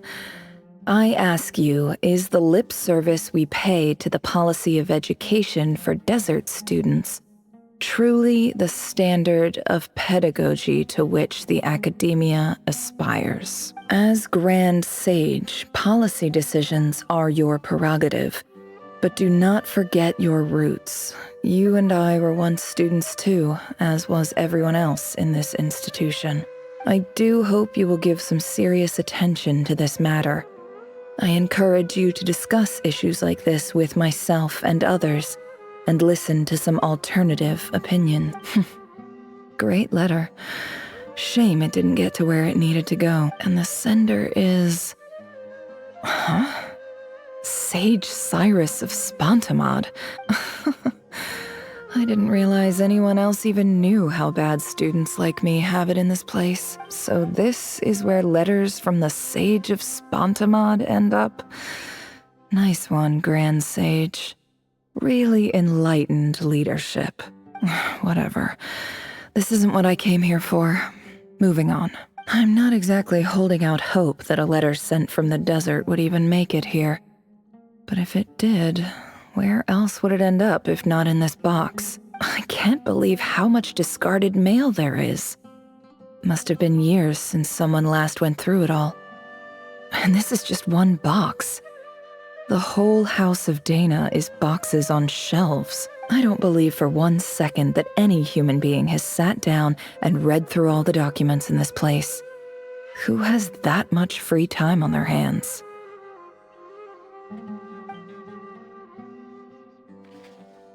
Wait, Could this be it?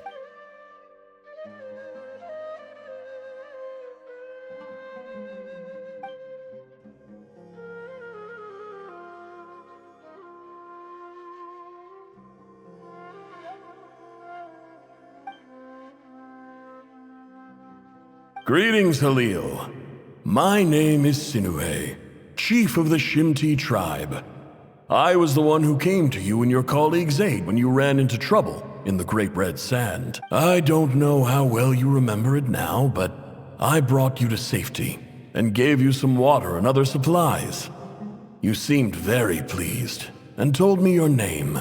In my tribe, learning a person's true name is serious business. And I therefore see you all as friends.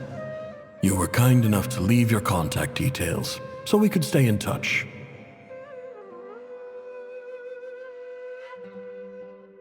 The Shimti tribe lives a harsh, nomadic existence in the desert. You were sympathetic towards my plight, promising to make me a special ambassador of the academia and help us find a way to make a better living. This brings me to my reason for writing. Our tribe has fallen on particularly hard times, and I would like to ask for your assistance. There was a terrible sandstorm a few days ago, which blocked up the well in our land. To ensure my people's survival, I had no choice but to venture into Iyab and Unut territory in search of an alternate water source. The Iyab and Unut are descended from the Thamudians. While we trace our ancestry to Tulatala, we worship the Lord of Flowers and have had relatively good relations with our fellow tribes up until now. I found a well belonging to the Iyab tribe. They declined to help us, but I really had no other option, so I took some water to keep me and my tribe alive. My actions are certain to incur their wrath. When we met, you assured me that you would be my ally in the academia. I would like to take you up on that offer, because I really need your help. I wonder if you could send an academia representative to meet with me. That aside, the last time you were here, you mentioned that the academia had started accepting students from the desert, and I told you a little about my daughter, Nefer. We have next to no resources here in the desert, and my power and influence are limited. Would you consider enrolling my daughter at the academia? She is a smart girl. I know she won't disappoint you. From the outset, the academia never took you seriously. Those things they promised were just empty words. I doubt they even remember the name Sinuhe. And you were so emphatic that your luck had finally changed for the better. You swore you'd lead us to a better place one day. You spoke with such conviction, like you were the most powerful chief in the whole desert. You liar. You lied about everything. You promised the world and delivered on none of it. And who fell for it? Just me, by the looks of it. Despite your best efforts. Which makes you a pathetic liar. You weren't even any good at it. I think I'll take over from here. Let me show you how it's done.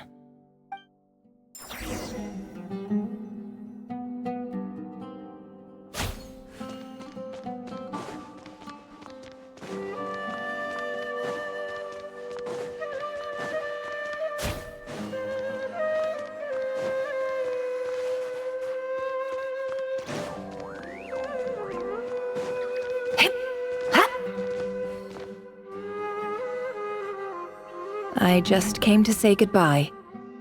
Thanks for everything you've done for me in my time here. Nefer? You packed your bags.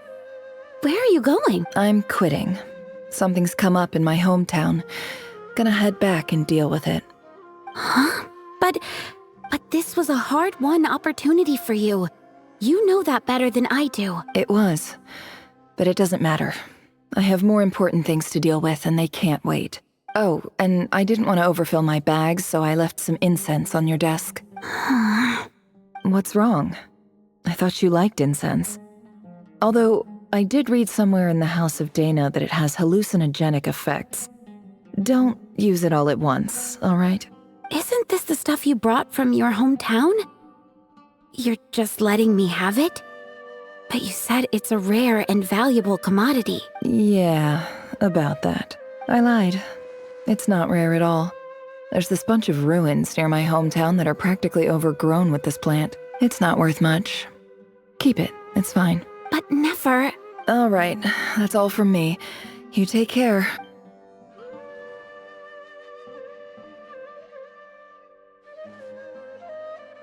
Don't forget me, okay? I mean, we're more than just classmates, right? We're friends. Yeah, I'll remember you. I lied again. That incense is worth a fortune, and it's a rare find even in those ruins. And as for remembering her, I have far too much to do when I get back. No time to reminisce. I'll be lucky if I even make it through this alive. But either way, I expect I'll forget you pretty quickly.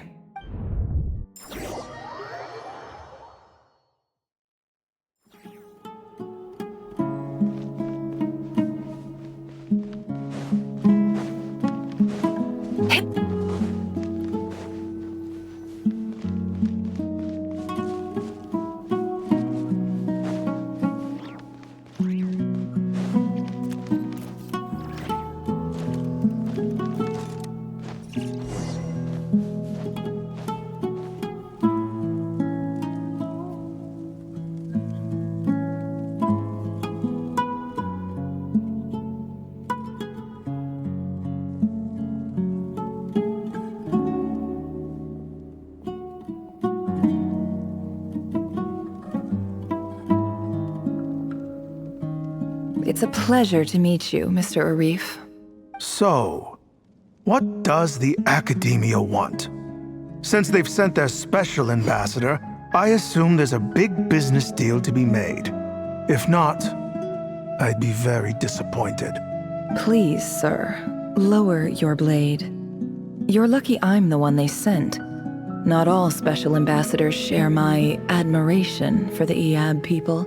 The ever-shifting balance of power in the desert reduced the once great civilizations of this region to rubble and sand. But the story of the Iab has a very different trajectory. Others grew weak, but you grew strong, beginning in obscurity and moving to prosperity. You're the only ones who defied the trend. Huh. So, you do know who you're dealing with? This well is the perfect symbol of your strength, is it not? It used to belong to the Unut, but it looks like you have control over it now. You're not wrong. But I'm sure you didn't come all this way just to flatter us. Of course not. I came to bring you some very good news. Some information that recently came to light, which might just be your ticket to freedom. Records uncovered by the Vahumana Darshan show that a certain well currently under Iab control is built on top of some ancient ruins. These ruins are of great archaeological interest to the Academia. I checked the map carefully on my way over here, and I'm confident that this is the well in question. The Academia is offering 50 million mora in return for excavation rights. 50 million? No, wait. If these ruins are as important as you say, 50 million's a little low, don't you think? Don't get greedy, Iab. We know far more than you think.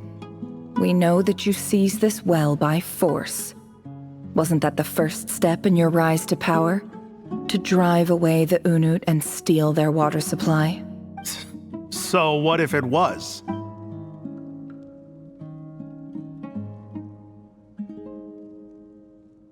Don't worry. As unscrupulous as it was, it's something we're willing to overlook. The Academia is only interested in dealing with the de facto power holders in the region. I hope I am making myself clear. And I hope your words are the truth.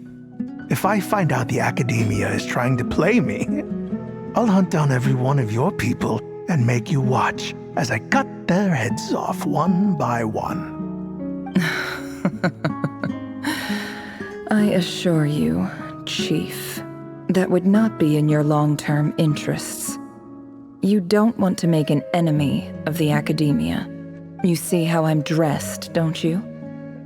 I appreciate that you've never been to the rainforest, but surely even you recognize an ambassador's attire when you see it. And what does a barbarian like you have to lose anyway?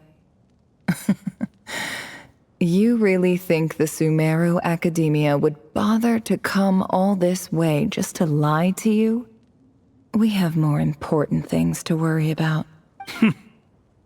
All right, I take your point. The Academia is the highest authority in the land. I'm sure you're trustworthy people.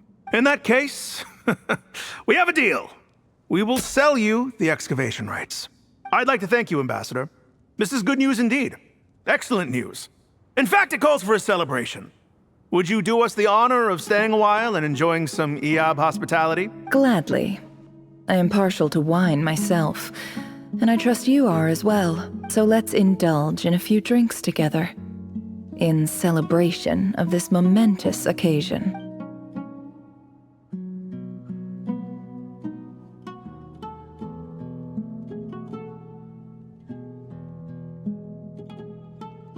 Chief! Chief, it's an emergency! It's the Unut. They've taken the well. What? Well, don't just stand there. Take it back. Yes, Chief. I have every confidence in the Eab's military superiority, and yet... What is it? The Unut's response was alarmingly fast. The day after we reach a deal, they seize the well. This can't be a coincidence. Perhaps there is a traitor in your midst. I don't think so. I am obliged to remind you, Chief, that the Academia will only deal with the de facto power holders. If you cannot regain control over the well, I'm afraid you won't see a single mora of that 50 million. No! Please, Ambassador, just give me some time. I swear the Unut will not get away with this. That well is ours, and so is the mora. Glad to hear it. I will wait here for an update. If there is a traitor, I will find them. In the meantime, make yourself at home. I'll report back as soon as I have an update. Much obliged. Wow. All it took was a few words and I've got him wrapped around my finger. What an amazing feeling. So, in summary, Ambassador, the Academia would rather negotiate with our tribe instead of the Eab, yes? The Eab are ruthless murderers who don't listen to reason. And now they have the gall to interfere in our research projects in the desert region. So let me ask you, Chief, if you were the Academia, what would you do? Kill them all, of course. Precisely. The Academia does not tolerate those who stand in our way. The Eab have held back our academic pursuits for too long, and our patience is wearing thin.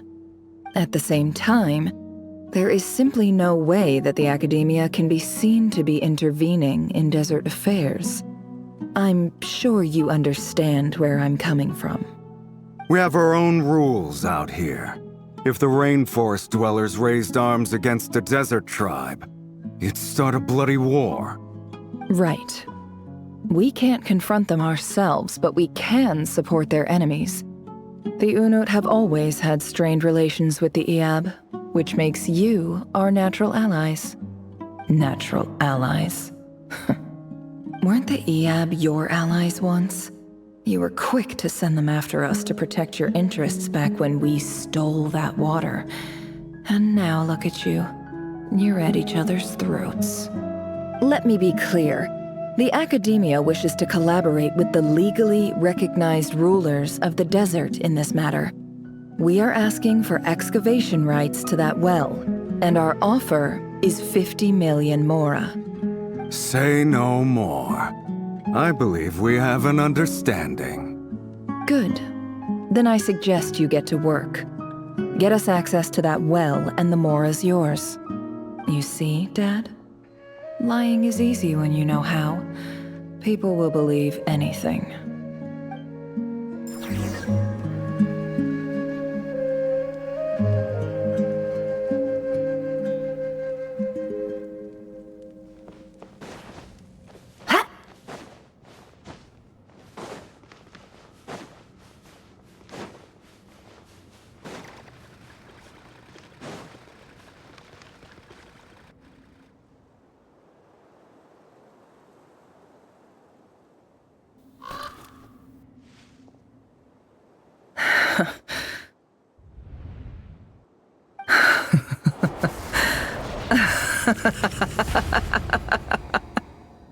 Look at yourselves. You may be vile, savage monsters, but your butchered bodies bleed like any others. You're no different. You're nothing special at all. The monsters who destroyed my home, they're just ordinary, petty human beings. What a joke. I think we're even now. Maybe I've even done the desert a favor. It's a better place without all these people around. Oh, Sinuhe, my gullible fool of a father. Perhaps if you'd been as ruthless as I was today, our tribespeople would still be alive. In this dog-eat-dog world, a chief needs to be tough to survive. But you couldn't do what had to be done. So I did it for you. Nefer, it's okay. All of this is in the past now. I believe I remember you promising to remain silent. Yeah, but even so... Yehoda, is there anything you can do to ease the tension?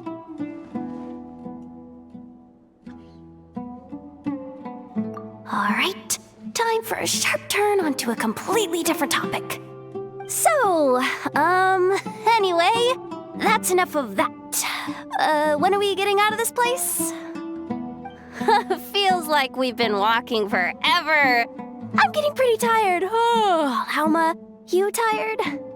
Yes, if we can find somewhere to sit down, I could certainly do with a rest. It's not far now. There should be a temple just up ahead.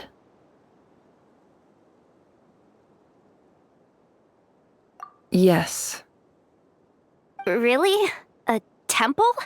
That's where this story ends? I guess that's how things go in the desert. Desert dwellers can never escape their destiny. Or so everyone says. I never wanted to believe it, but looking back now, I'm as desert as they come. You mentioned a temple. What's waiting for us there? My biggest trade secret of all.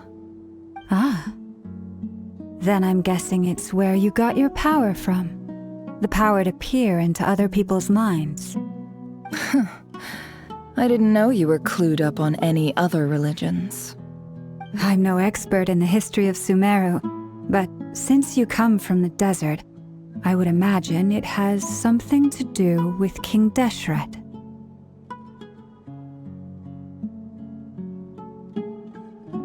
Sounds impressive.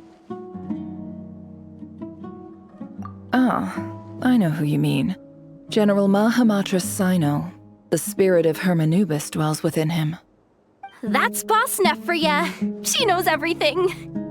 Sino's hardly a figure of obscurity, but I know about Sethos too. What about him? Is he a big deal or something?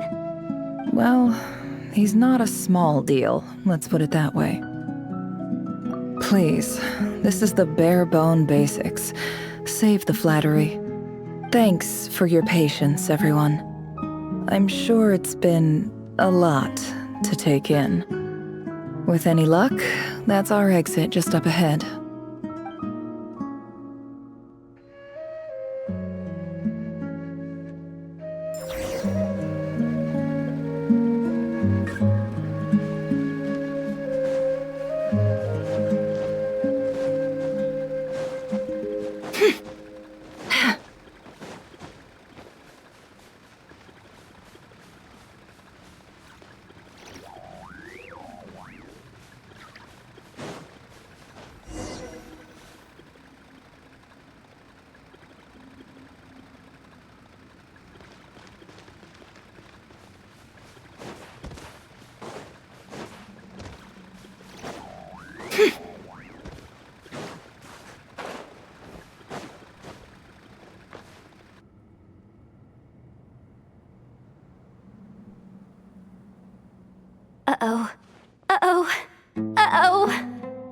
I'm totally out of my depth here. I don't have anything to add about any of this stuff. Like, look at that statue, for instance.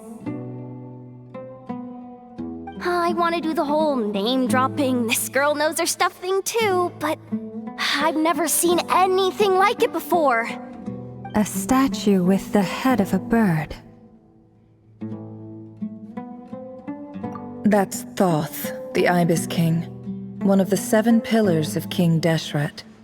The legends say that he, the Crocodile King, and the Goat King were the 3 retainers of King Deshret. Let's take a look.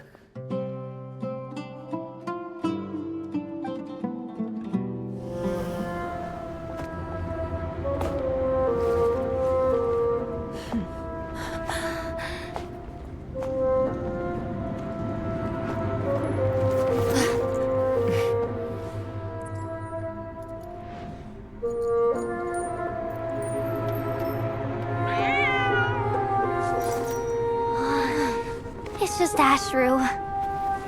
So, all is well?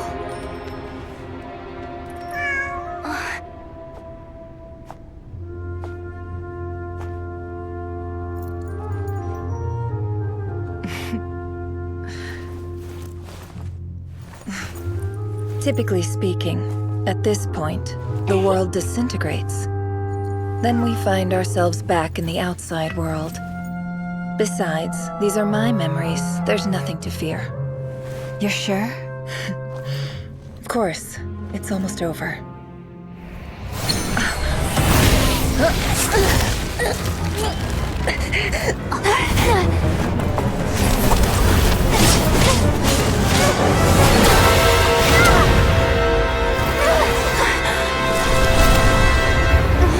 Never! Hey! Hold on!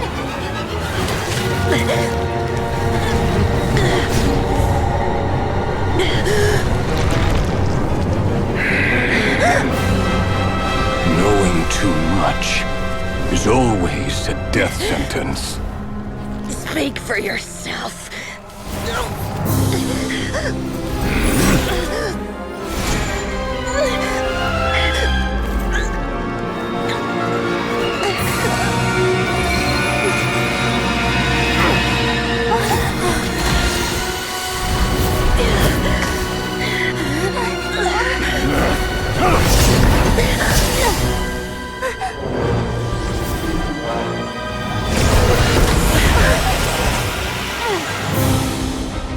How repulsive.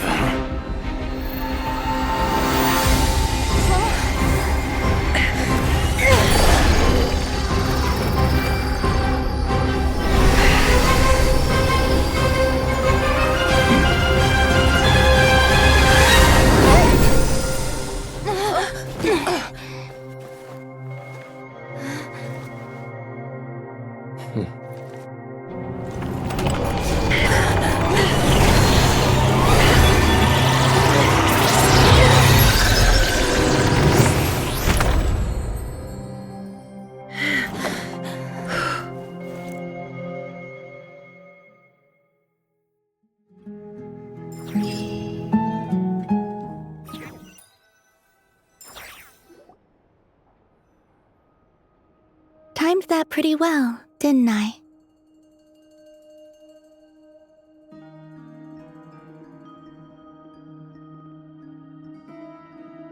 It's okay. I'm just glad no one was hurt. Paimon noticed you doing something too, Dainsleif. Were you helping get them out? Of course. When I asked Nefer to conduct this investigation, I was not naive to the dangers involved. I had a duty to ensure your safety. Good to know your sense of justice is still intact after all these years. I take that to mean that you saw the truth. That comes as a great relief.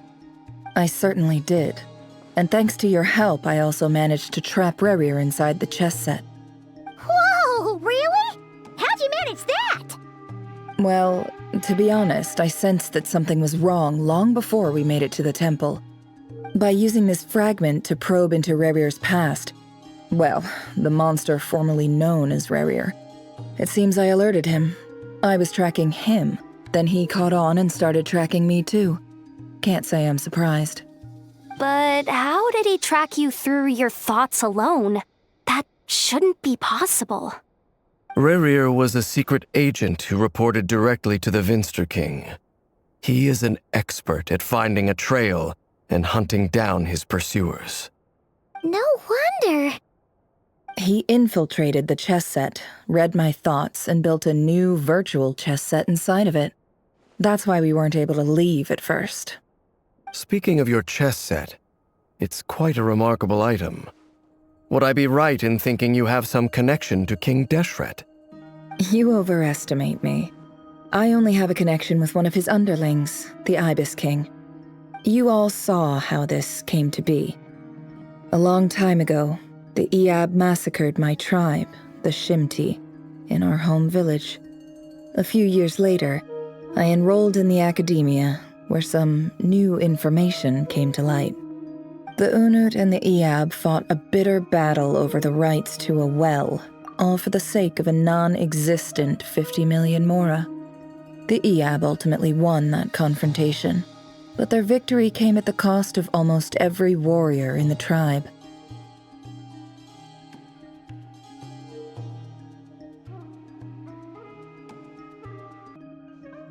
The final blow to the Eab came at the victory feast, when an Unut assassin beheaded their chief right before my eyes. The remaining Eab fled and have been scattered to the winds ever since. Having gotten my revenge, I returned to my hometown, where to my surprise, the nearby temple was still standing. There it was, seemingly immune to the relentless hostility of the desert, while my tribal home lay in ruins. As I stood there gazing at the temple, I noticed a cat just outside. This cat, as it turned out, was home to the spirit of the Ibis King. He led me to a gate deep inside the temple, and there he made a deal with me. This chess set is my gift from the Ibis King. The chessboard within is made to the same specifications as the one in the mausoleum of King Deshret, and represents his power of piercing analysis. With this chessboard in its container, I gained a certain ability to perceive hidden secrets. Now, you could conclude that the Ibis King simply wanted to give the people of this world the power to seek the truth, but I don't believe that's the full story. Every god plays favorites. Their hearts are as fickle as any human's, full of secrets, perversions, egotistical tendencies. But precious few gods are willing to admit this. It is the same with all powerful forces, including fate itself. Their gaze falls preferentially upon a select few. As you rightly point out, this is an act of favoritism. If you're alluding to the Abyss, then yes, I agree. Gather the others. It's time to share everything I've learned.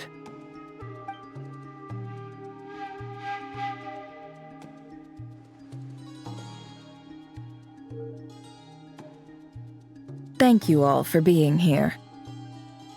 As promised, I did some further investigating into the Raker of Solnari's background. I am pleased to report that the investigation has been most fruitful indeed. The Raker of Solnari, real name Rerir, was once a Conrian subject who served the Vinster King. I will now share the important details of his story. Please save any questions or comments for the end.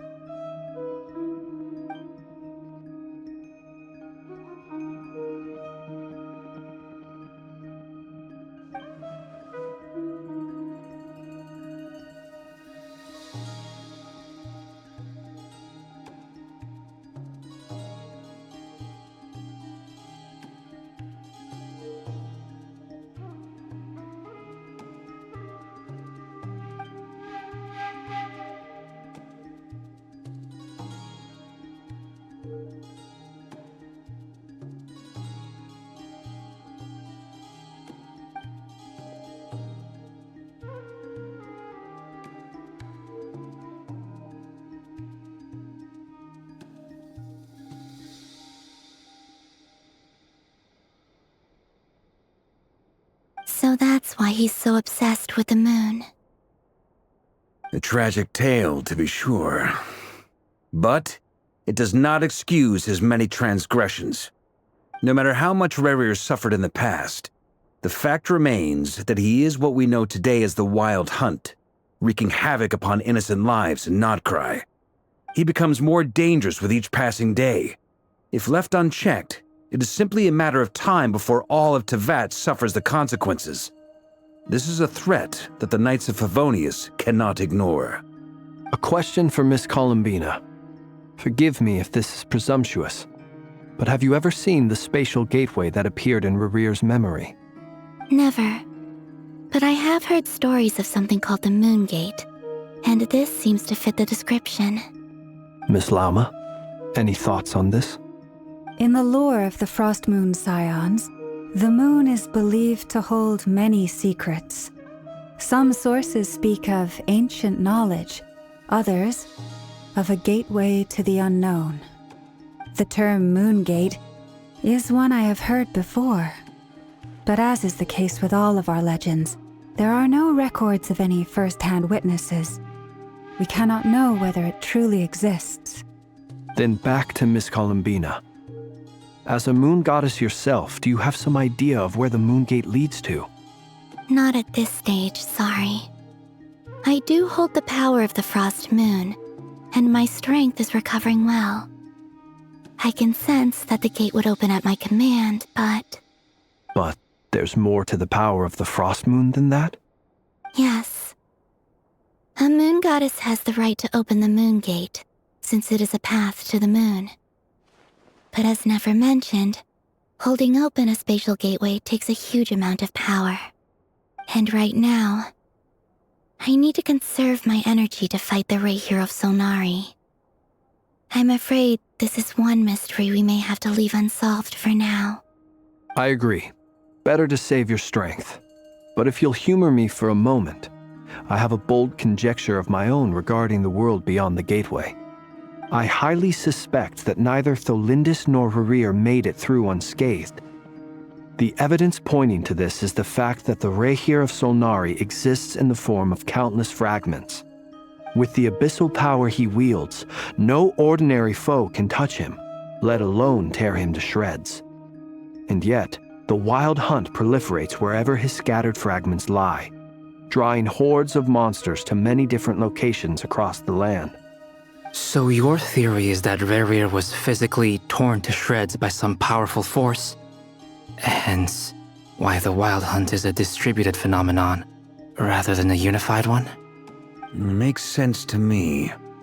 Explains why the Wild Hunt is so pervasive, and why he's been trying to piece himself back together. He was whole to begin with, and he wants to be whole again.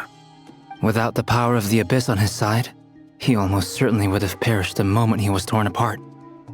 But the Abyss, much like a curse, has kept him alive. I could not agree more. The power of the Abyss is most surely a curse. It is a compelling explanation, and one that accords with my present understanding of Abyss creatures. Whether the life form in question is primitive or advanced, if a curse has extended its lifespan unnaturally, it will continue to survive in spite of everything. This raises some interesting questions. I will run some experiments and see if there is any validity to my suspicions. That being said, regardless of whether my research bears fruit, I would like to thank Miss Nefer for conducting such a thorough investigation. Already, it has greatly enriched my understanding of the entity we face. My pleasure, Mr. Albedo. I too hope that the information I have shared today proves useful as we look to formulate the next stage of our plan. Hey! What is it, Dainsleif? You look really upset! It's just... when I think of the man I once knew as Rerir, I struggle to understand why things had to turn out like this. The two of you used to be friends, didn't you? I don't know if these words will bring any comfort, but my heart goes out to you. Mine too. We can never know all the hows and whys of the way things are. The moon and stars are full of untold secrets and lies, and the skies are host to many more mysteries than these alone. Yet, none of that can begin to compare with the complexity of human life. Those are the first comforting words I've heard in a long time. Thank you both. Well, I think this is a good place to end today's meeting. I'm sure Nefer needs some time to recover. She's been through an awful lot today. That's very thoughtful of you, Lama. Of course. Sounds good to me. Take some time to rest and digest before we reconvene to nail down a plan.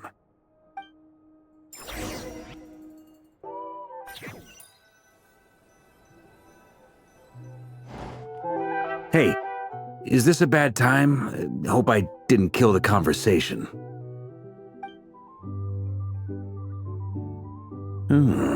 Nice room. Oh, I'm not coming in, though. Why not? It's just a hotel room. If it's all the same, I'll just stay out here. I might not look the part, but I'm technically a knight. Barging into people's private quarters isn't the kind of thing we do.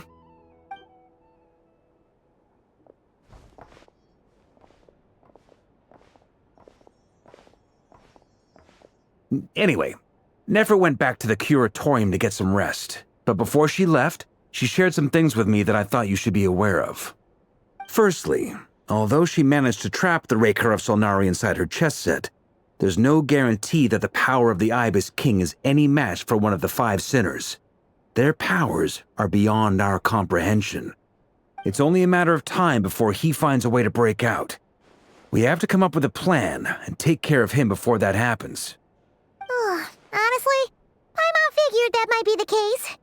So, how long have we got? Well, I asked her that same question.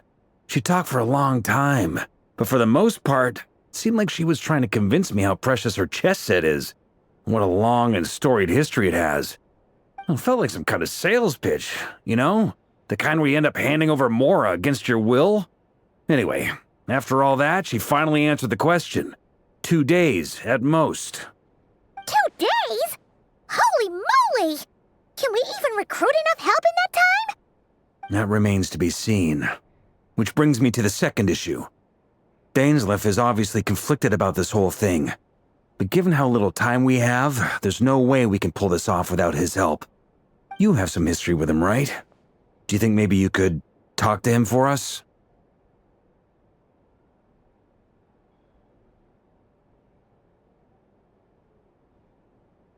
Great. I appreciate it.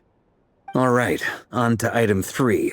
So, Albedo, Durin, and I put our heads together and came up with a plan. Can't promise it's gonna work yet, but at least it's a start. We figured we'd bounce the idea off you first. We'll explore it further once everyone's recovered.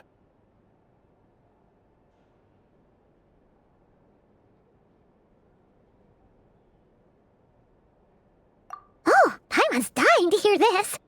All right, so here's what we're thinking.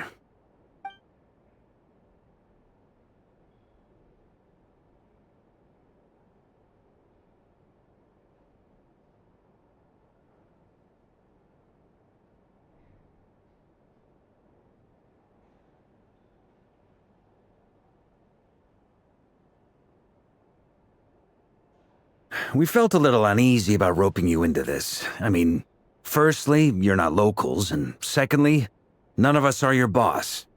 You're well within your rights to refuse if you so choose. Roping us in? Why would you even say that? We know the stakes here. It's all of us against the Reher of Solnari, or none of us stand a chance. I choose my words very intentionally, I'll have you know.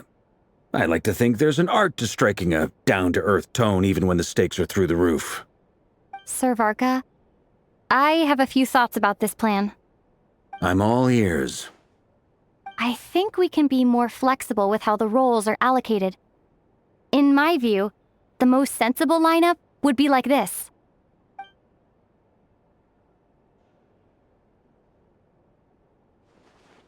I see your point, yeah. But if that's how we're going to approach this, you'd better make sure you're ready. To be clear, I don't doubt your abilities. Far from it. I just want to make sure. Are you really willing to take all this on? I want to do everything within my power. The Rehir of Solnari is a truly fearsome opponent, and if I do my part, it'll greatly reduce the risk for everyone else involved. Well, that tracks with what I've heard. Jean's mentioned in her letters that you're so diligent it's almost abnormal.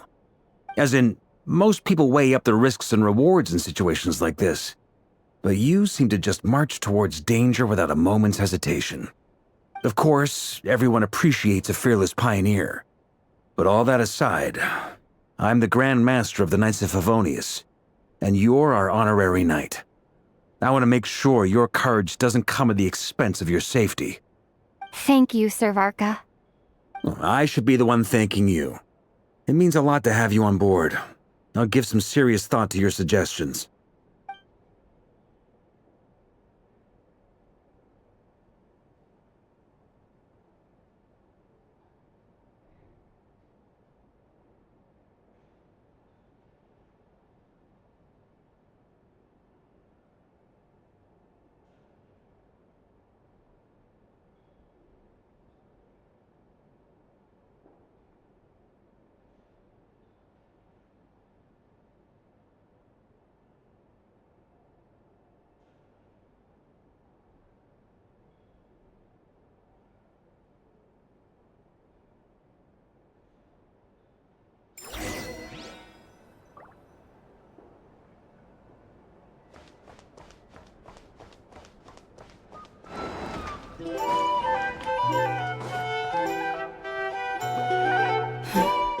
This is a thorough plan, but I do have one last question before we take action. How can we be sure that our enemy won't leave the designated area? Great question. Albedo's been hard at work analyzing Rerir and the Wild Hunt's behavioral patterns. His conclusions are as follows. Firstly, from the earliest known confrontation until now, Rerir has never displayed any ability to manipulate the dimension of space. So it's unlikely he has any power in that domain. Secondly, he seems to have a particularly strong vendetta against our group. If we put him in a fight-or-flight situation, he'll choose to fight every time. Thirdly, finally, and most importantly, he is consumed by hatred, both for the moon and for his enemies. Turns out, we tick both of those boxes. We have a reincarnated moon in our ranks, and a spy who accessed his private memories without permission. He'll be baying for blood, not looking to escape. As someone who's had their fair share of interactions with the Wild Hunt, those all seem like valid observations to me. Understood. Then I will defer to the verdict of the group. Well, everyone, that's the plan in full detail. Albedo and Durin are carrying out their part as we speak. Plan approved. Scheduling. Okay, any firepower you need, I got you covered. Let's light this baby up. The Frost Moon Scions are behind you as well. And the rest of you?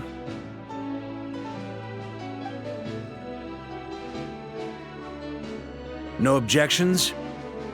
All right, then it's settled. This is the plan we're going with. Next up, an old tradition of mine.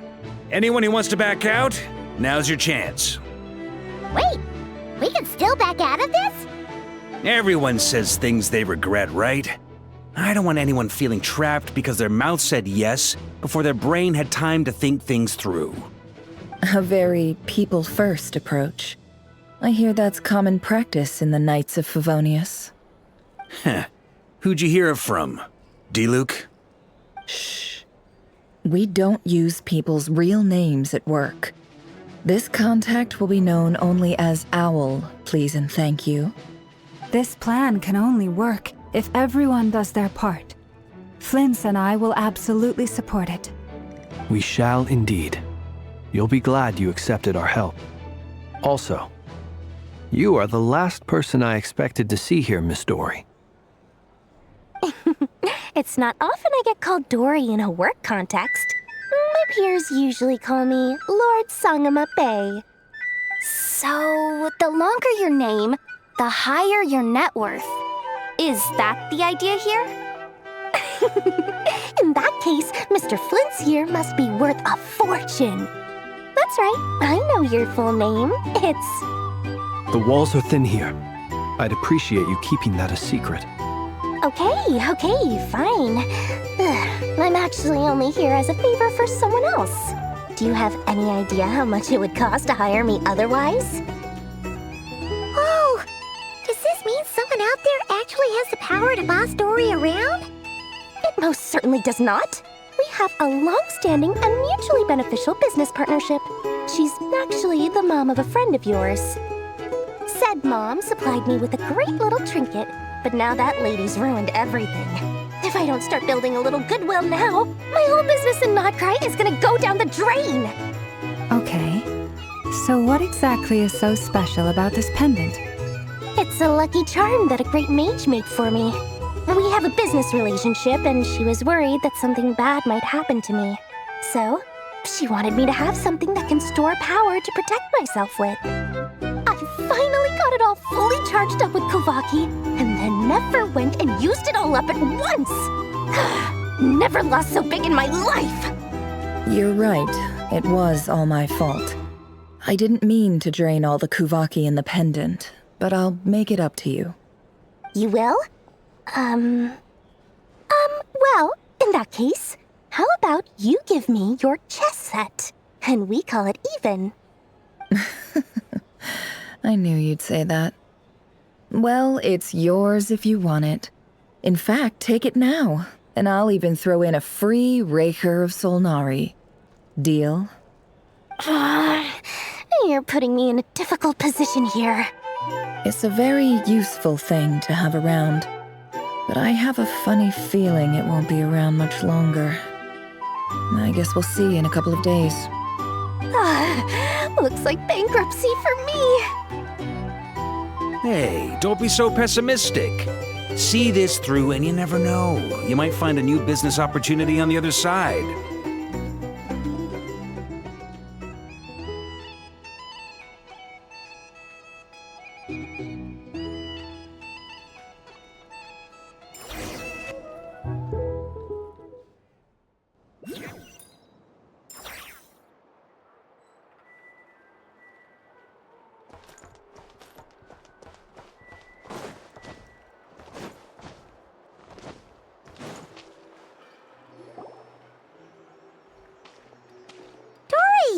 How are things going? Feeling ready?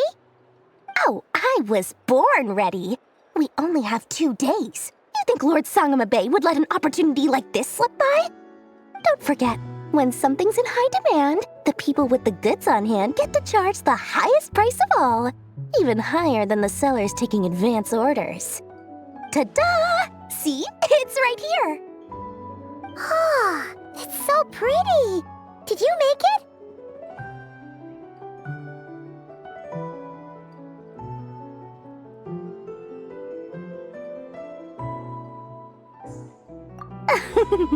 No, I have a supplier. We go way back, so he made me a very attractive offer. Aha! No wonder you were talking about lucky charms at the meeting. You've been getting Kave to make them for you.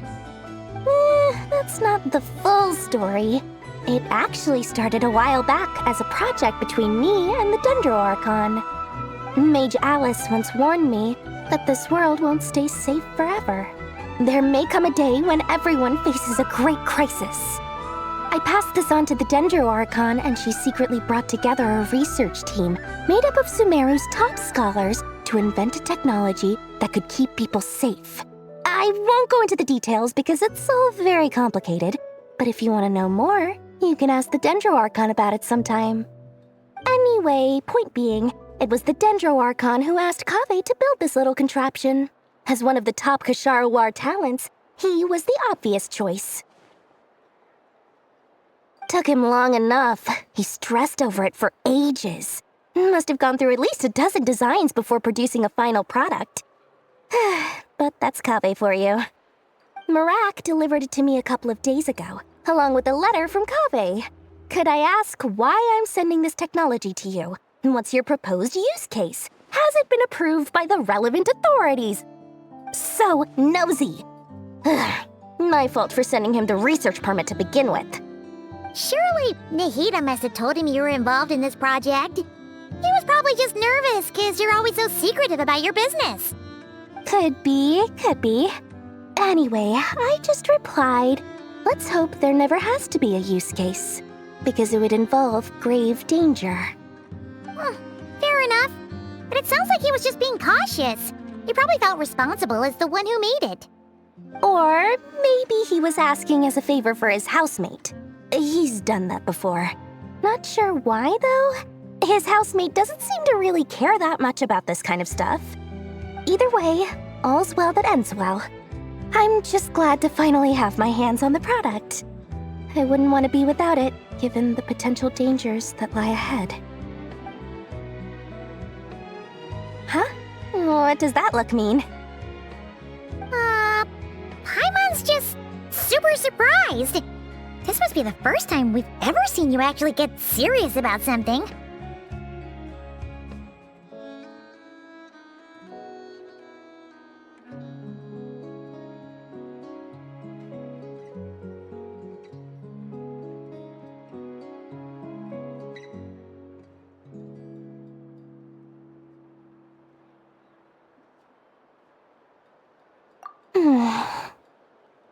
Well, a long time ago, I made a promise to myself.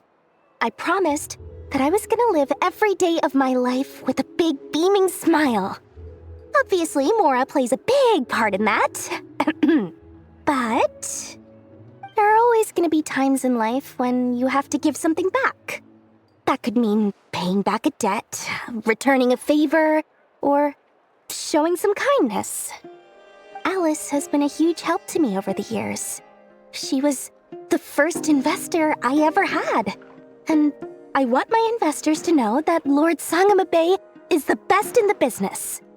And more than that, no one knows what the future will bring. Whatever happens, I want to make sure the Dendro Archon and all of Sumeru is prepared to face whatever comes.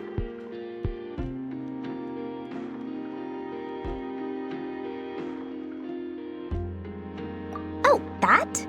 I was just making sure Nefer and I are square. Don't be thinking it was some sort of benevolent act. I'm no saint, so don't treat me like something I'm not. My priority is doing the business that I want to do, so long as my conscience lets me, but it usually does. That's the Lord Sangama Bay business model. All right, if you say so. I do say so, and that's the whole point. I'm a businesswoman. Don't go trying to figure out what kind of person I am. You'll exhaust yourself. Much easier for everyone involved if you just take my word for it. Oh, and could you two help me get this stuff where it needs to be? Thanks so much. You're my favorite assistants.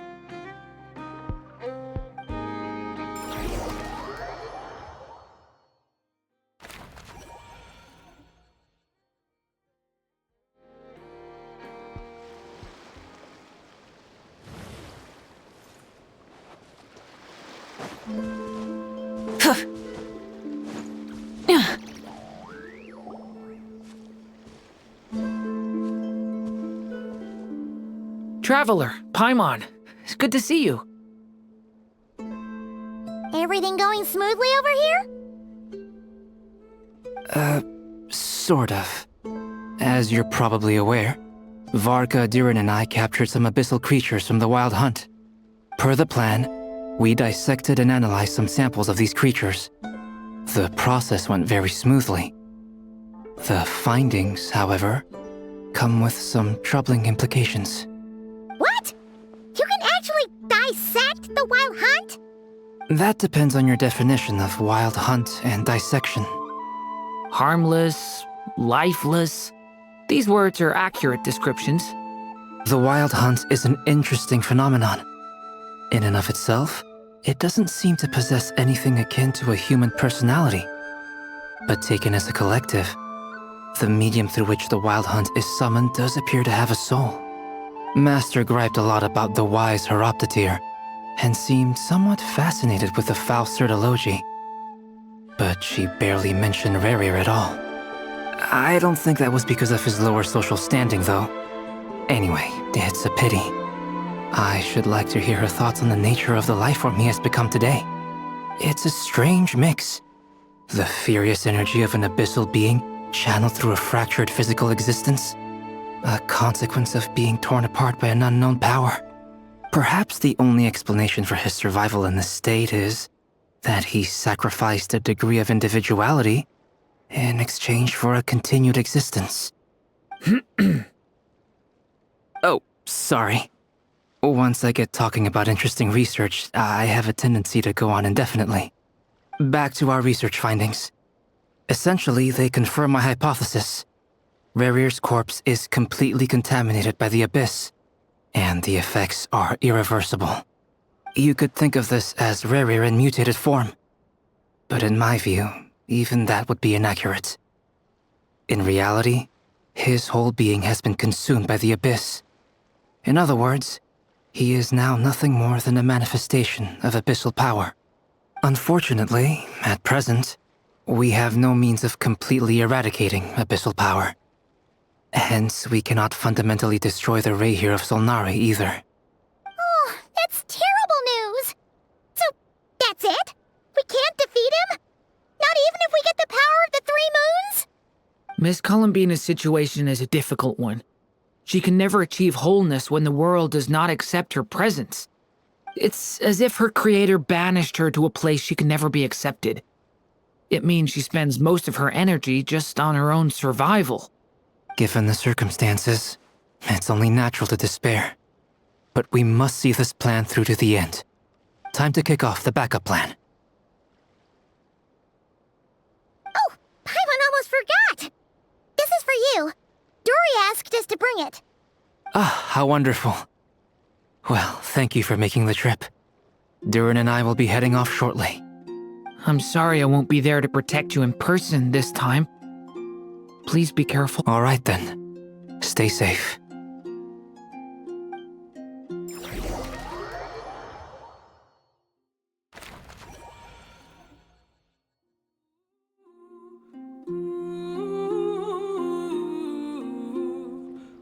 Exploration and trial. Burn it down! Rev the engines!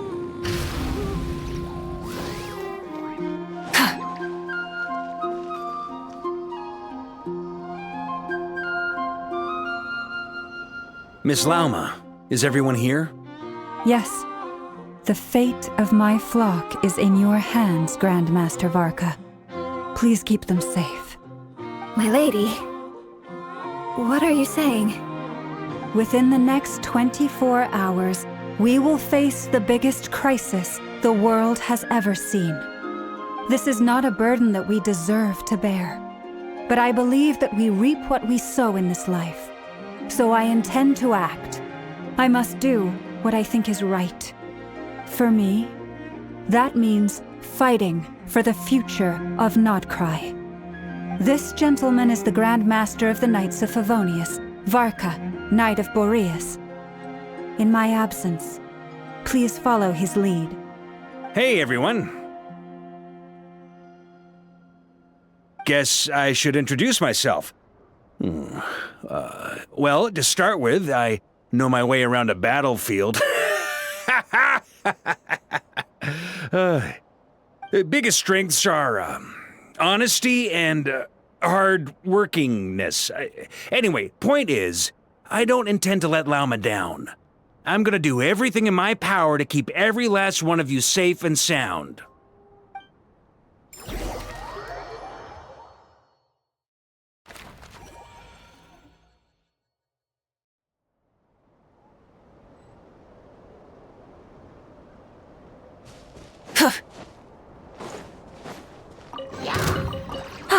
Something to add to my collect. Light it up!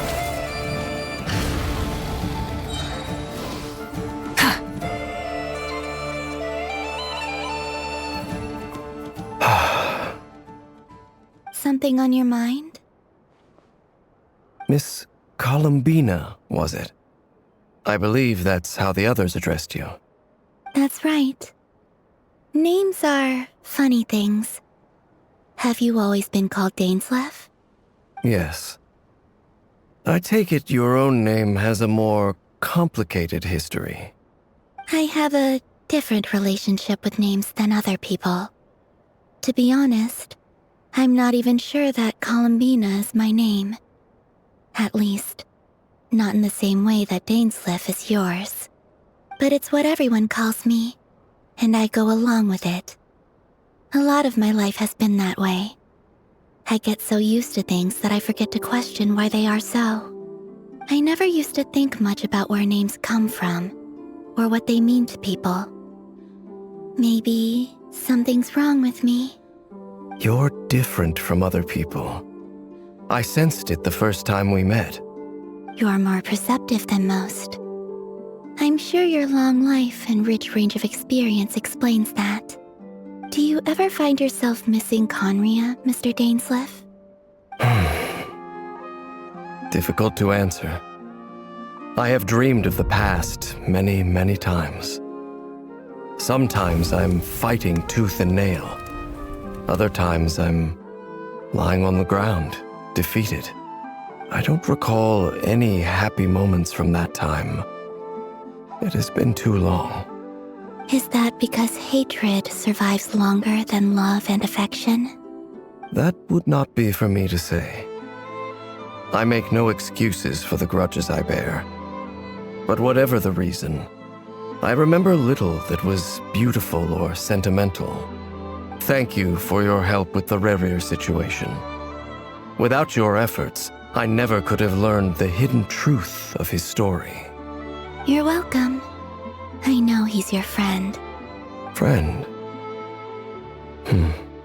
He betrayed me. And I never really understood what he was going through in life. Some friendship, that is. Okay. So, do you plan to fight him with us? You see, you're torn. Now you know what really happened. You see the things he's done in a new light. I need some time. Of course. I completely understand. Anyone else in your position would feel conflicted too. Actually, I went through something similar myself recently. Something happened that changed my perspective on a situation.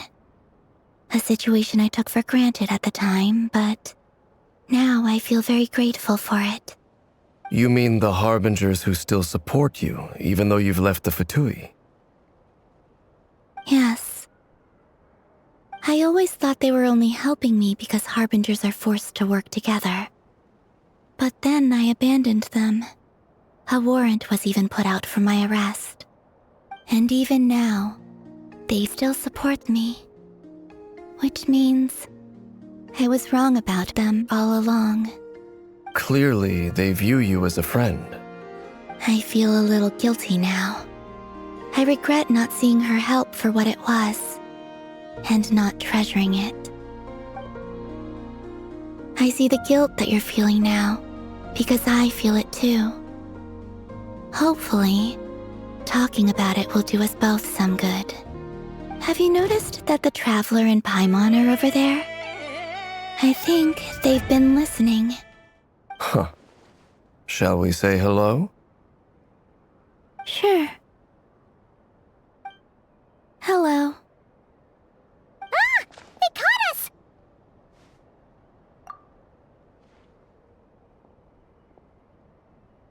I apologize for making you worry. No doubt you wish to know where I stand on the plan to take down the Rerir of Solnari. I'm afraid I need a little time, but I will seriously consider joining you. You will? Oh, thank you so much! Everyone will be so grateful to hear that! They needn't be. This was something that I was going to have to face up to eventually. That doesn't matter to them. They're grateful to you regardless. You can't control their gratitude, so just accept it. And then, have a think about whether you're willing to join us.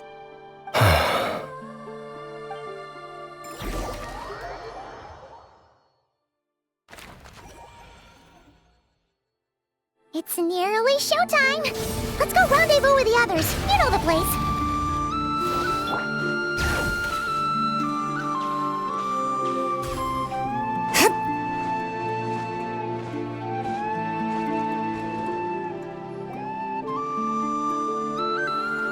Ah, you're earlier than I expected. Hey, Flint's! Been waiting here long? Not too long. I came a little early so I'd have some time to think. Are you nervous about the battle? Quite the opposite. I'm reminiscing on my past battles. When I was awakened by the Ratniki, I had not touched a weapon in many years. I felt like the battlefield was not where I belonged. But after waging war against the Wild Hunt for so long, I came to realize something. A life of absolute peace is simply not a possibility for me. My restless flame indicates that somewhere inside of me, there is a deep yearning to root out the evil in this world. Ooh, that doesn't sound like such a bad thing. Well, in the past, when I was a Fae whose primary concern was hibernation, it was hardly ideal. But it certainly serves me well here in the present. And I am delighted to be able to join forces with you in this endeavor. Looks like I'm not the first to arrive. Ah, Miss Lauma. Did you sleep okay last night? I struggled to settle down at first, because of the nerves. But don't worry. I got enough sleep in the end. I'll be just fine. Please, I'm just doing my part. Never! Over here! Aino asked me to relay a message. She said Anefa will be on high alert and keep a close watch over all secondary districts where defense is required, providing support as necessary. Meanwhile, Aino herself will provide range support to us directly, using her latest invention. Excellent. My thanks to all involved. The chestnut's looking a little unstable. It won't hold him much longer. We should be prepared to engage at a moment's notice. No sense sitting around waiting. Let's make the first move while we still have the option. I agree. Paimon, find a safe hiding place. Got it! Be careful, Traveler! I will.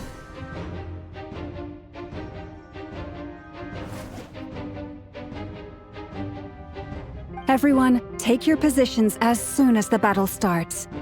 Every ounce of strength we have in our bones, let us bring to this fight. Ready? Let's go. I've seen all your futile ploys before. You have become the authors of your own demise. I wouldn't be so sure about that. You are merely a moment of sport before I tear down the moon.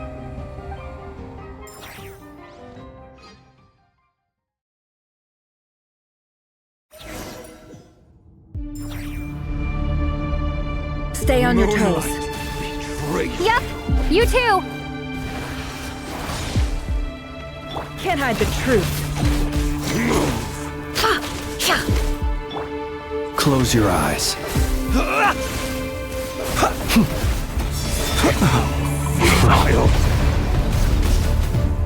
Observe. No more lies. Let me help you guys. Moonlight.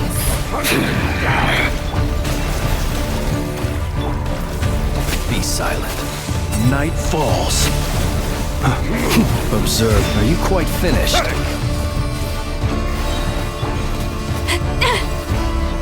Forest, protect us. For the everlasting forest. Go! No more lies. The deception ends here. Cannot... No more lies. Close your eyes. Futile. To dust.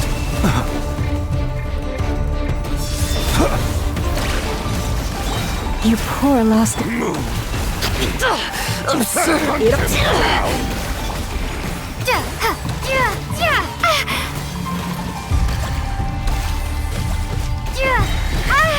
Futile. No more lies. Moonlight. Seek within.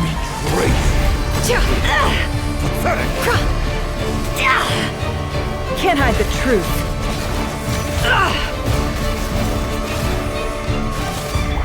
Branch into song. By the frost moon of old. Observe. Close your eyes. Nightfall. It began with the moon, and so shall it end. The moon will protect you. The moonlight betrays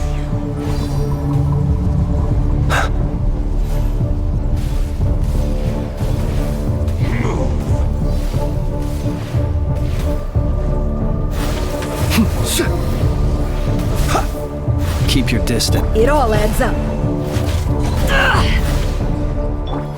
Water jet! Yeah. Stay your hand. Leave this place. Do you see now?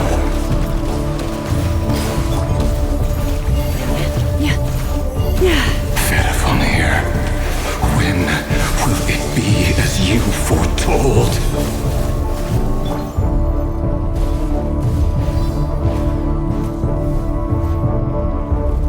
You poor lost lamb. A grave Close your eyes. Are you quite finished? Your foul spirit is not welcome here. No more lies. Can't hide the truth. With one heart, we pray. Leave. Moonlight. Futile. Bombs away! Be silent.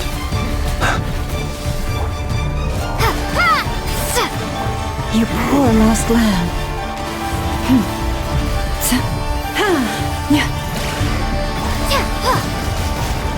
It all adds up. Moonlight. No more lies. The deception ends here. Shameless. Forest? Observe. Beware the creatures of the night. Be silent. Steady now. Futile. By the frost moon of old.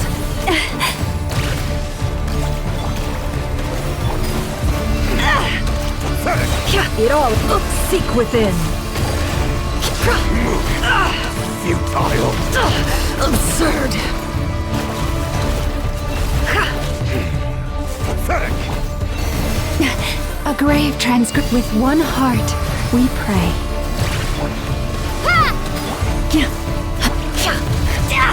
Futile. Can I? The mystery unravels. Pathetic. You poor lost. Observe. To dust. The moonlight. For the everlasting forest. No more lies. Can't. Your little game of heroics is over. Who wants to go first?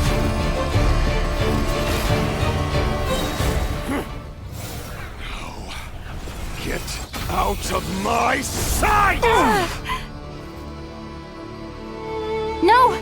We've been separated. You okay? Nefer, where are the others? Stuck outside the barrier. I guess he really doesn't like us. I told you before.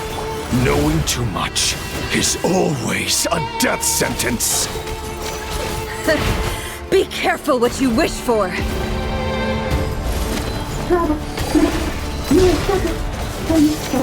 Lauma! Can you hear me? Hold on, where? Silence.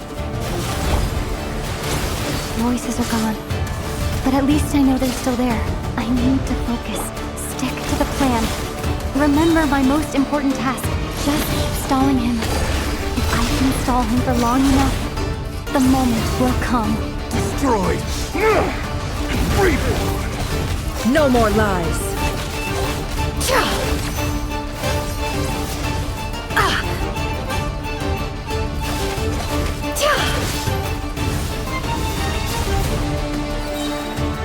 It all adds up. Wipe out! Go! The mystery unravels. No more lies. Can't hide the truth.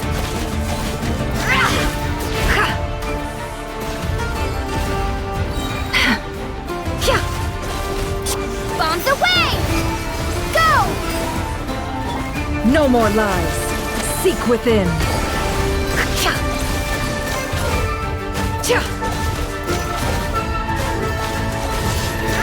Can't hide the truth. How? It all adds up. Water jet!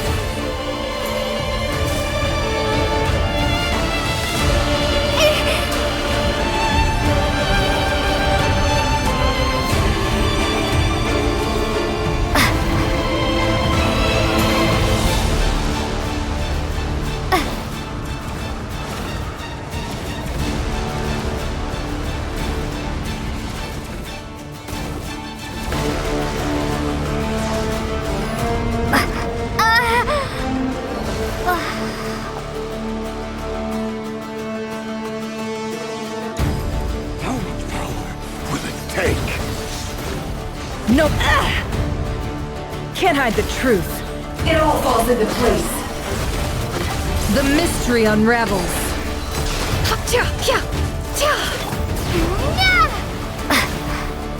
Go!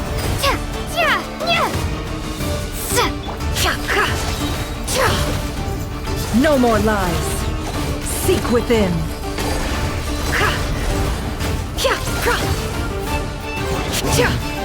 Hide! Can't hide the truth. Destroyed! No more lies.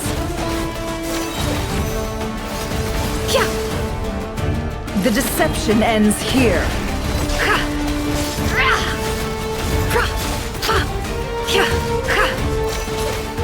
It all falls into place. Bombs away! Go!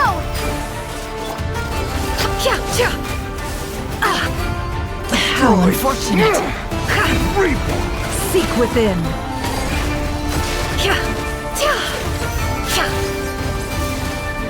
Can't hide the truth.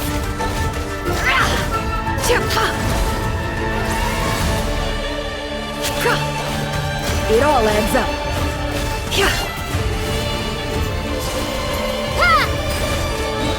Wipe out! The mystery unravels. Can't hide the truth. It all adds up.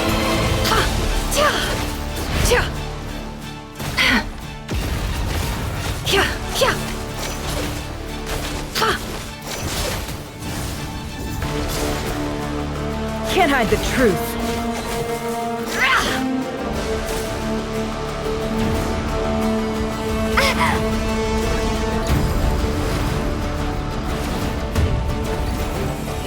I've got this.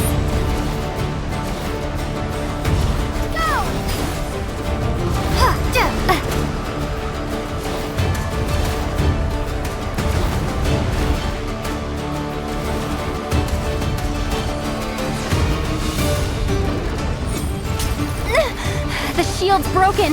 I can't keep this up. Destroyed! Don't push your luck.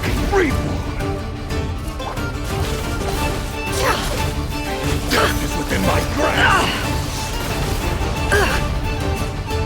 No more lies.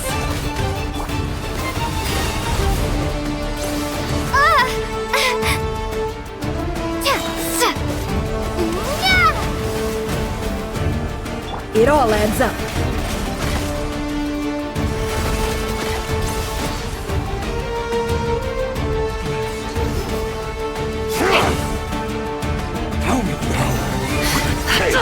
Absurd. Seek within. Can't hide the truth. Water jet!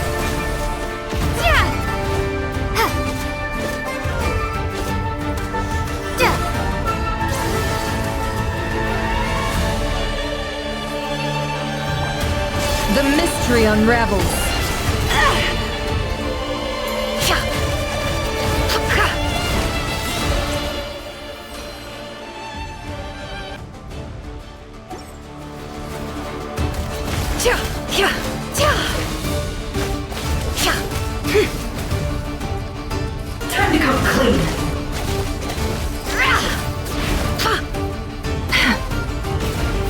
it all adds up. Yeah, the deception ends here.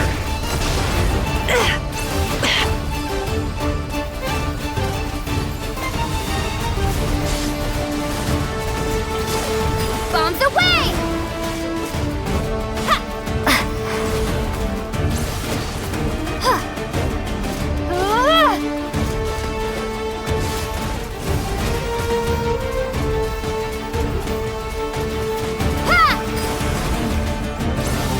Can't hide the truth.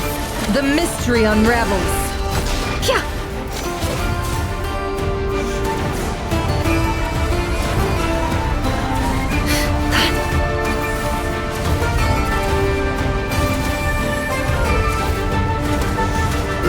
Curses. There's no other way.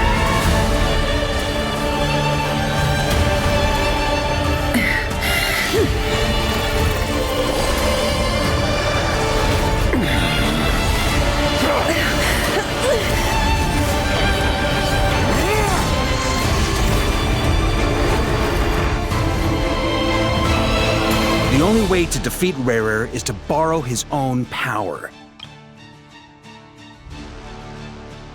That means Columbina will have to disappear while you two bear the brunt of his attacks. You have to hold on.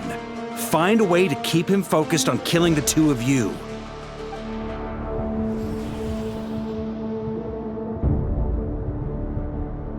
Never! Your eyes are bleeding. Soon you will be powerless to resist.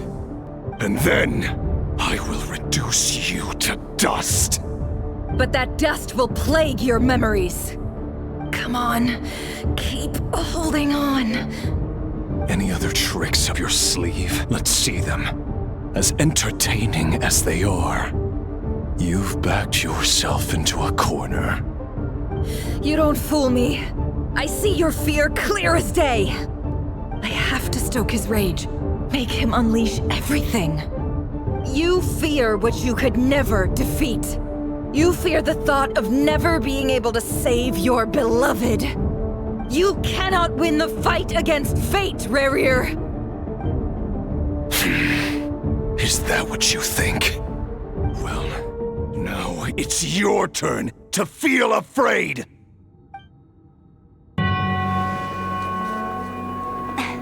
You fear the sound of your own name?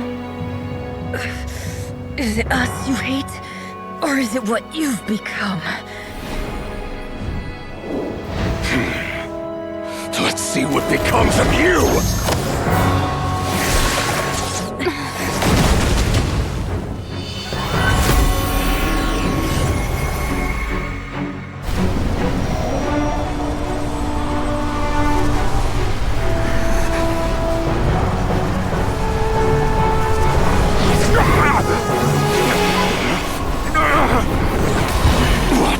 Happening? That power. I've seen it before.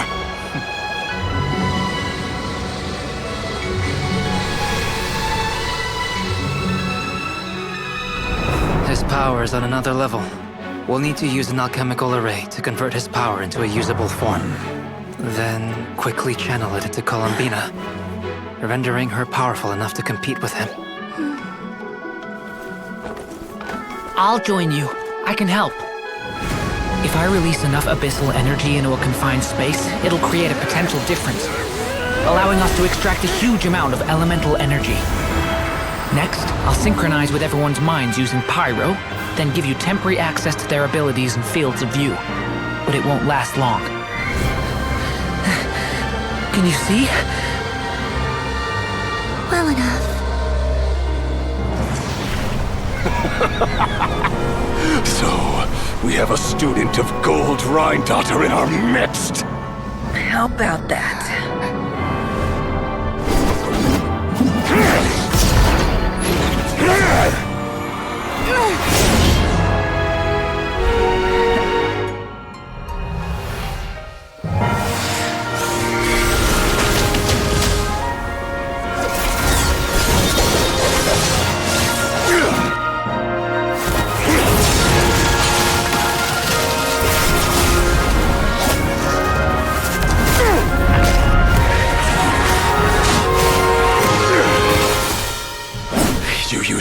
using power against me?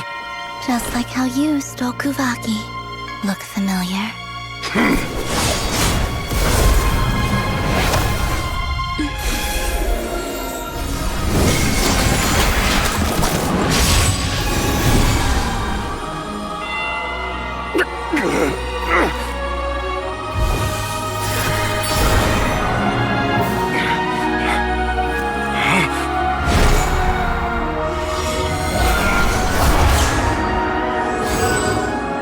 Don't you realize you don't have the power to hold that gate open? I don't, but someone else does.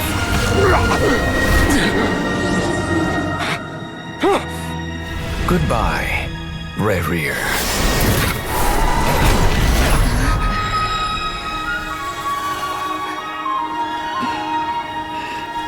We won.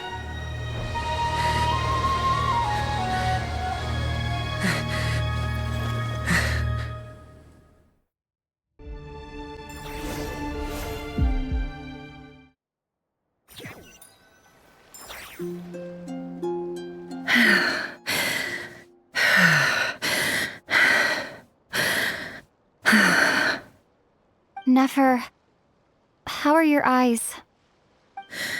They're fine. It's not too late. Let me handle it.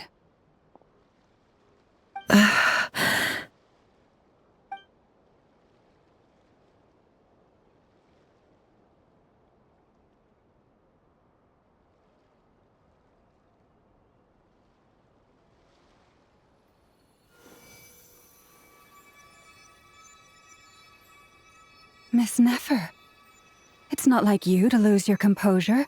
That was the most reckless thing I've ever seen you do. Reckless how?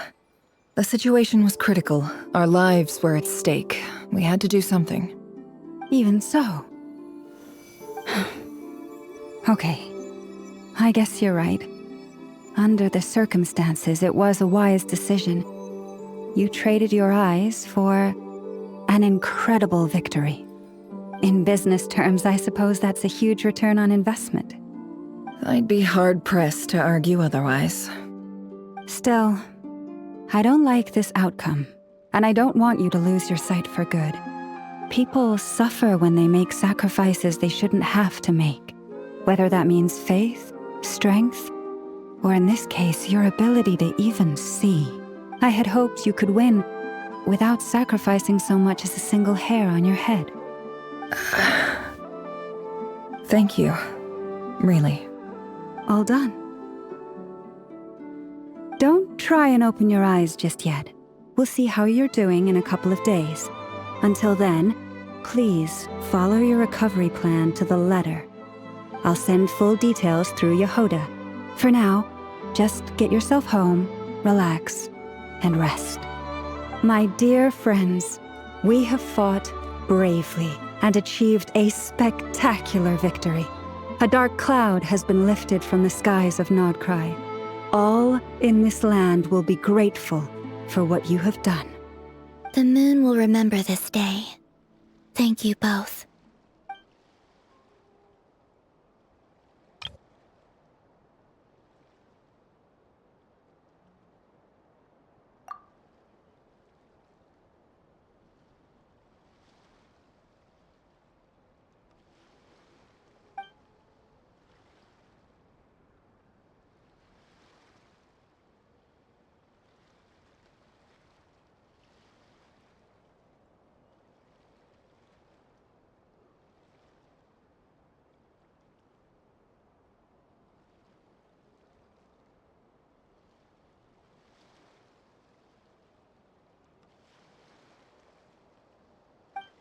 There's something I want to let you know. What is it? When Durin connected everyone's minds so I could access their powers, I also felt everything they felt. And since Nefer's eyes were injured, my eyes are hurting now too. Huh. Hold on. Let me try. I only feel the pain. There's no actual damage. I just thought I should tell you. You're right. There's no damage. That's a relief. But I must say, I'm surprised to hear the Kutar share something like this with me. In the past, you never used to open up about yourself. Things are a little different now from how they were. I'm learning to share how I truly feel with my friends. Friends? You have no idea how glad I am to hear that.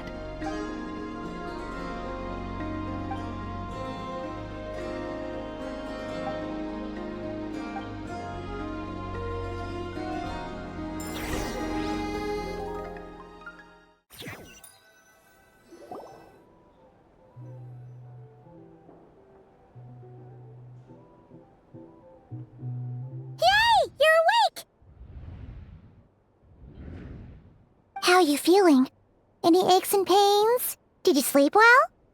I'm doing all right, Paimon. No need to worry about me. Phew! Well, that's good. Paimon's been sitting on the edge of the bed worrying about you for ages. You slept a whole day and night. Poor Paimon had to eat all by her lonesome. Glad to hear you didn't starve. How was the food? Well, it wasn't the same without you there to share it. Honestly, Paimon just can't relax when you're not your usual self.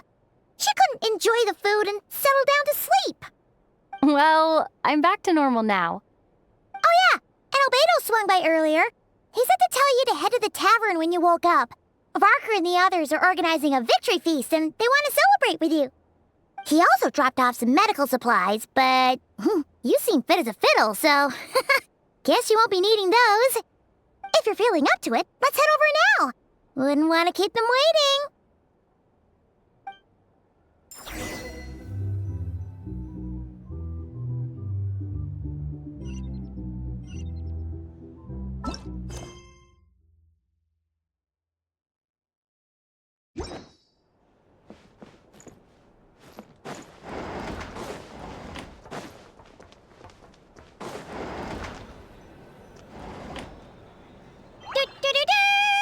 We're here! Oh, Traveler and Paimon! Perfect timing! We were literally saying how there's no way we're holding this victory feast without you any longer, and we would have postponed it till tomorrow. How are you feeling today? Much better, thanks. Don't worry about me. Relieved to hear it. If that changes, just let me know. Happy to check you over at any time. Yep, we're here for you. Anything you need, just let us know. Oh wait, where's Nefer? How are her eyes doing? Nefer's right over there. I'm sure she'd love to catch up with you.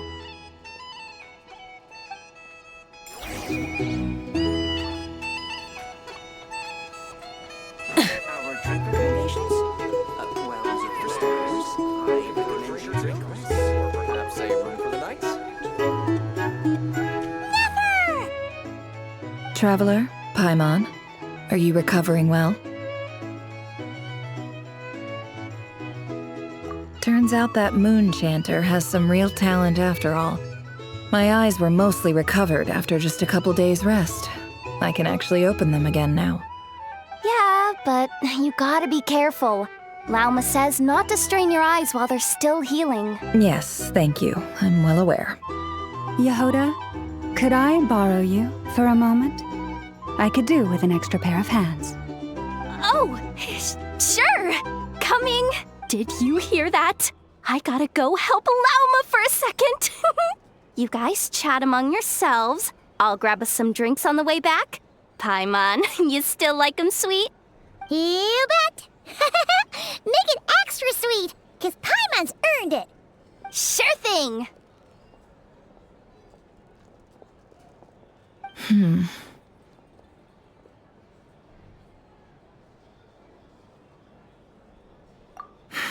The Raker of Solnari. Kind of a snake, don't you think? No, definitely a snake. A poisonous one who spewed his venomous hatred everywhere. Anyone who seeks revenge out of hatred for other people has become a snake. That's something my dad used to say. Perhaps. I'm sure it sounds like a very wise and open-hearted perspective to your ears. But me? I think hatred is a perfectly justifiable emotion. What else is left when everything you depended on in life gets stripped away? Something's gotta fuel that drive to keep on living.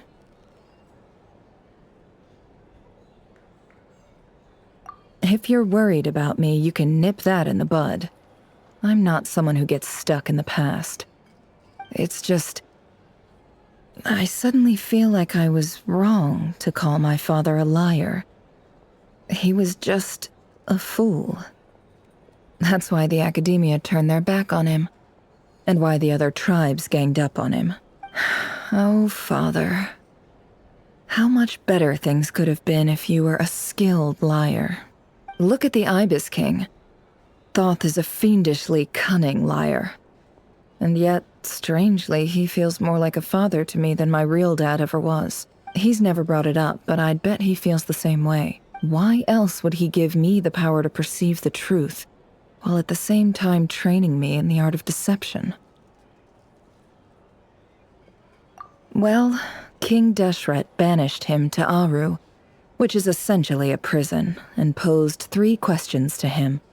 He promised that he'd have his freedom if he could find the answers. His response was to take on a physical form and approach me, hoping that I could become his envoy and search for one of the answers on his behalf. Did he really think I'd fall for that? He's stuck there. He can't make me return what he gave to me.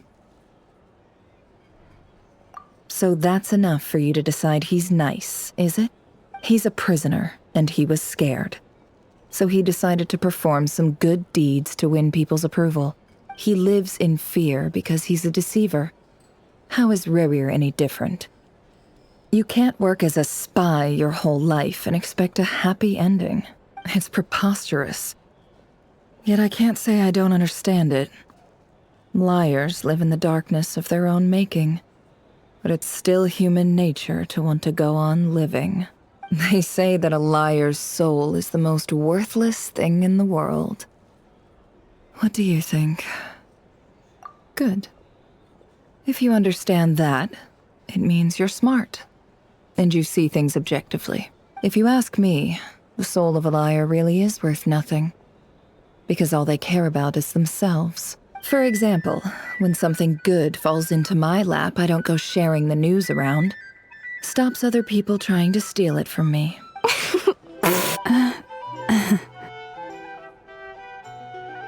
So be it. They have sharp ears. I can't keep anything from them. Wow, is that what it looks like?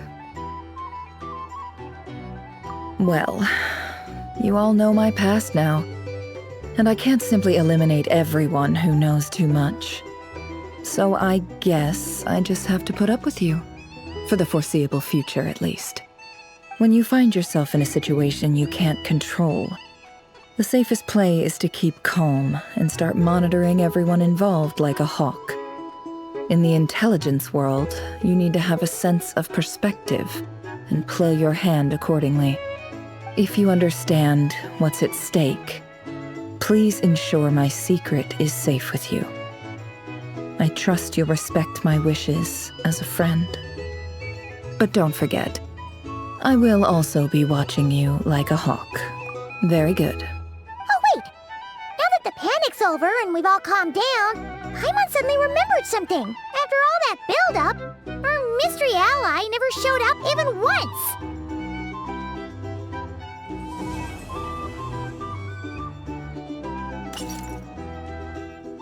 Huh? Am I imagining things?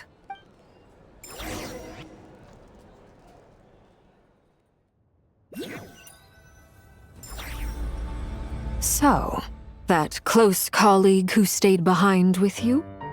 What's he been up to recently? Don't know, don't care. I get more normal human interaction from hanging out with Bosco too than him. Although, now you mention it, he hasn't bothered me in a while. I wonder if... If he's disappeared without a trace, it's the biggest gift he ever gave to the world. But I somehow doubt that's what's going on. He won't lie low forever. So we'd better stay on guard.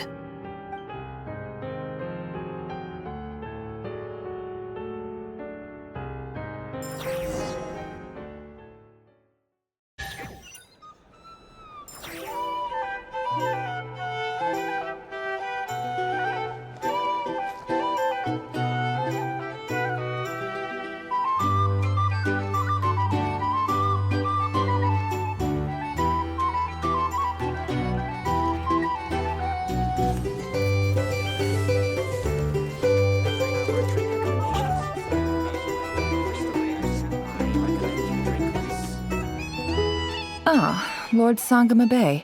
How lovely to see you. I must thank you for the device you provided. It was an enormous help. Would I be right in thinking that it was developed by the Academia? Why come and ask me when you clearly know already?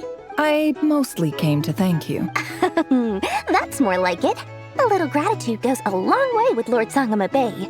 Play your cards right, and you might even stand a chance of becoming my long-term supplier. The chance to work with such a kind and charitable investor as yourself would be a great honor for the Curatorium. Huh? Charitable? Who said anything about charity? First time hearing about it. Let's see. The first plot of land you purchased in Nodcry, your desert interests, and... Stop! What do you think you're doing? Exposing my investment history! It's nothing to hide from. They're all perfectly legitimate investments. And some of the land you purchased was with the intent of building a sanctuary? Yes, I heard about that too. How did you... You're a curious case, Lord Sangama Bay. You don't like people finding out about your good deeds, do you? But I'm afraid no matter how hard you try to keep things under wraps, where there's a will, there's a way. You did it for Sumeru, didn't you? It was empty land that was gonna go to waste otherwise. I figured if I built something there, it might at least get some use in an emergency. Disasters are capricious things. They strike without any warning. I've lost family to a disaster before, and I don't want to lose any friends or business partners if I can help it. My elder sister used to dream of finding a sanctuary. Somewhere with plenty of food, water, and medicine. Where everyone could live happy lives. It was something I looked into, but after discussing things with the Dendro Archon, I decided on a more effective strategy. The tech people handled the tech, and Moneybags provided the Mora. It just made the most sense. It's a pity that so few people know the truth about you. Everyone says that you view everything in terms of Mora, and all you care about is growing your own wealth. So, what's the problem with that? Everyone wants to be rich. It's human nature. So yes, I love Mora, and it's nothing to be ashamed of. But surely you have dreams of your own beyond just making Mora. You don't get it, do you? My dream is to invest in other people's dreams. And, make a nice little slice for myself along the way. Just thinking about it makes me happy. That sweet, sweet sound of Mora. Thank you. For the device? And the pendant. Oh, that. I was just returning a favor. Don't worry about it. Seems like we've both been away from home for a very long time. Yeah. So long that I barely remember what my family even looked like. That would be your mother, father, and sister? Yeah, though it's been years since my sister passed away. It's not like I want to forget them, obviously, but memory can be even more ruthless than the most calculating business person.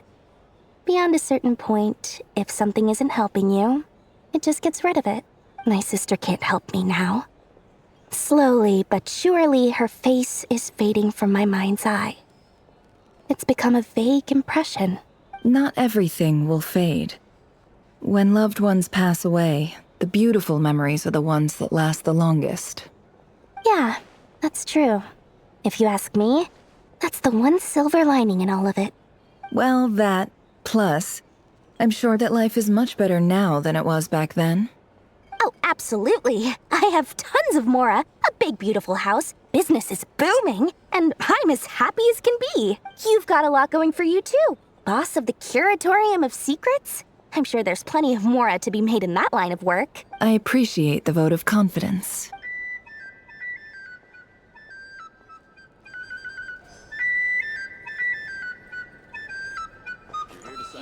Hey there! You looking for a drink or two? Or perhaps a room for the night? Take a...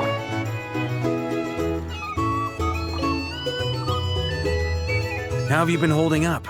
Any adverse reactions? If you start to take a turn for the worse, make sure you tell me right away. You don't need to worry about me, Grandmaster. I'm fine. I mean, I barely did anything, so... What?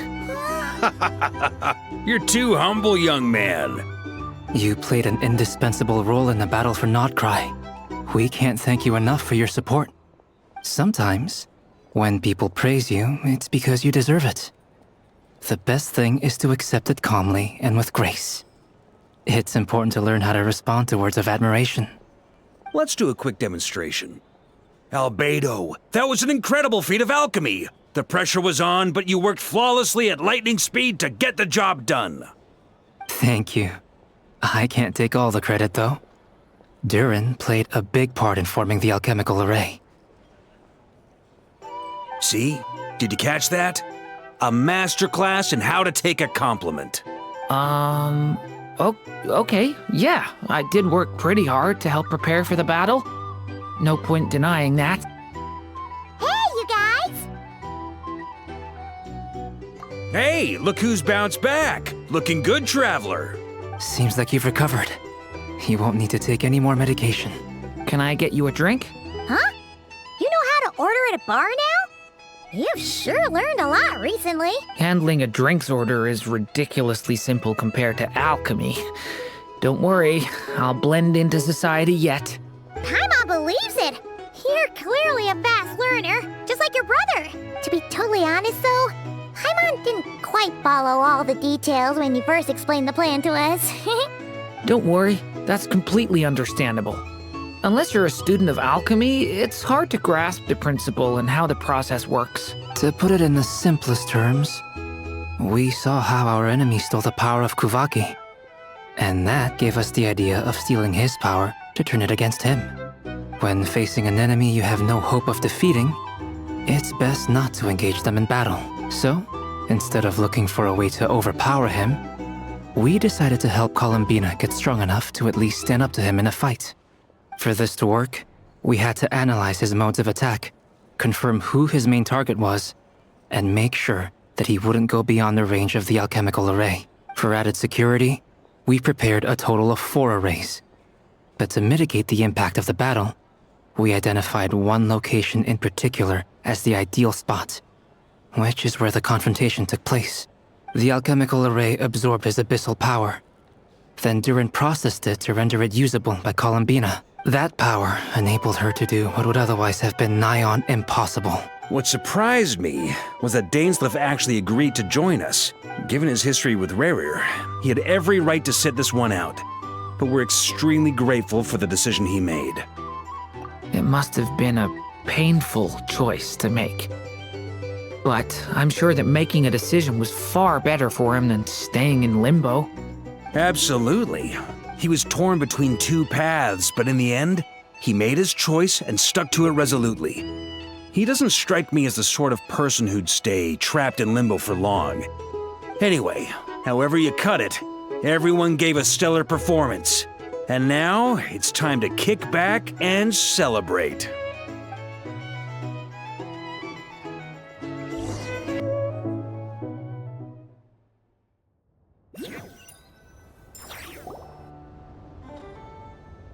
That's the only reason you're here. Yes. I've thought a lot about it. And I've realized that you, me, and Arlecchino should be friends. I think this is very important. So I felt I had to come and tell you. Well, this is a new one. I'm so moved. I can't even hold my teacup. If that's all, you can leave now. Do you not want to be friends with me? Or is it that you prefer being co-workers? What is this, Columbina? Are you deliberately testing my patience threshold? Right now, my politeness module is active. But if you say another word, I swear I'll shut it down. If your politeness module was active, wouldn't you say the word please at some point? Polonia, please see Lady Columbina to the door. Will you still invite me to your next tea party? What? Yes, I think you will. Bye-bye, dear Sandrone.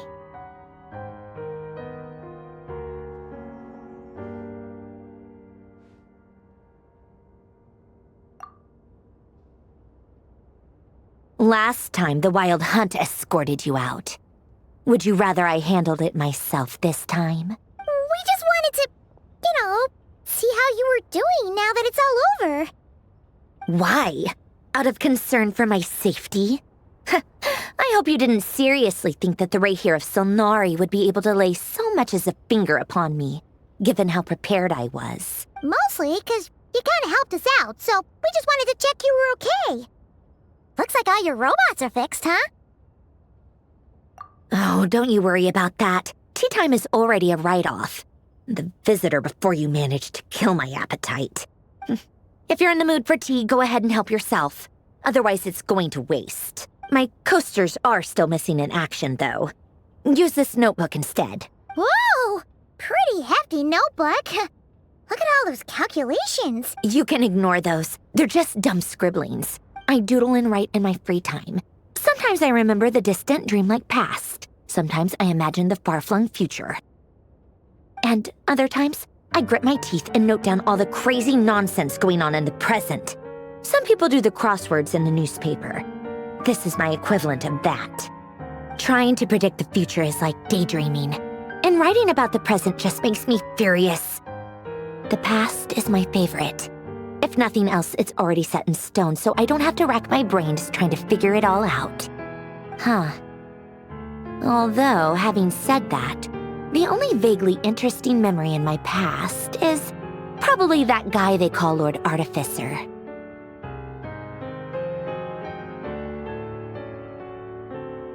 Who else? Pretty much all the mecha and Fontaine are his personal handiwork. Wait, are you saying you know him? Like, personally? As a friend? I mean, I guess we were friendly enough. Yep. In fact, I'm probably the only normal person left who knew him at all. We used to chat occasionally back when he was still around. Before he passed away, he asked me to destroy all his manuscripts. I honored his request, but I did read through everything first before destroying them. I mean, I couldn't let the genius of Lord Artificer Alain Guillotin disappear like that. Would have been such a waste. So, that's where the formulas in your notebook are from? I just told you. Those are my equivalent of crossword puzzles. They're just dumb formulas that I solve for fun when I'm bored. Alain's work was like epic poetry. The formulas in my notebook are just silly little riddles in comparison. Not that there's anything bad about them. I mean, at least, solving those riddles isn't going to hurt anyone. Except me, 'cause I lose a few brain cells in the process. Anyway, while we're on the topic, I might as well tell you about what happened to him and his friends. Alain Guillotin had two close buddies, Renee and Jacob. They spent their childhood years together in the Narzissenkreuz Institute. They were all quite competitive, so there was some rivalry between them, but it was a friendly rivalry. But beneath the friendship and the rivalry ran something deeper, a sense of nostalgia for the past. Unfortunately, childhood would end. The prophecy would come true, the apocalypse would arrive, and the future would never be. A mad dream that would normally only capture the minds of lunatics began to take root in their hearts. A dream of saving the world. And if Renee and Alain had been people of lesser wits, that dream would probably have ended up as something for them to joke about in their older years. But alas, they were some of the sharpest minds around. They nurtured that dream with the full power of their intellect, and it grew into something that ate away at their souls. The first of them to fall under its spell was Renee. Against Alain's wishes, he persisted in experimenting on a mutual friend of theirs to try and save their life. Alain did not approve and parted ways with Renee. It's complicated. Alain wanted to believe that Renee only did what he did for the sake of their friendship. But when he told me about what happened, I could tell he still had some suspicions about Renee's motives. Perhaps the seed that would grow into a nightmare had already sprouted in Renee's mind. Even then, the next time they met, Renee's soul had been completely engulfed by the dream of salvation. His futile attempt to change the tide of fate only resulted in a wave that swallowed up the world, even before the apocalypse came. And although that wave died down eventually, I hear that it just recently came back with a vengeance. As I understand, Renee wanted to live out his dream of salvation once more. But I'm told that the attempted resurgence finally died out for good. At long last, Renee awoke from his deluded dream. Though of course by then it was far too late. What do you think of Renee? Do you admire his transcendent genius? His view that any price was worth paying to achieve the lofty goal of saving the world? Or do you despise him? Dismiss him as an evil madman who wrought havoc on the lives of everyone around him as he pursued his delusional dream? Same difference, really. Just a matter of perspective.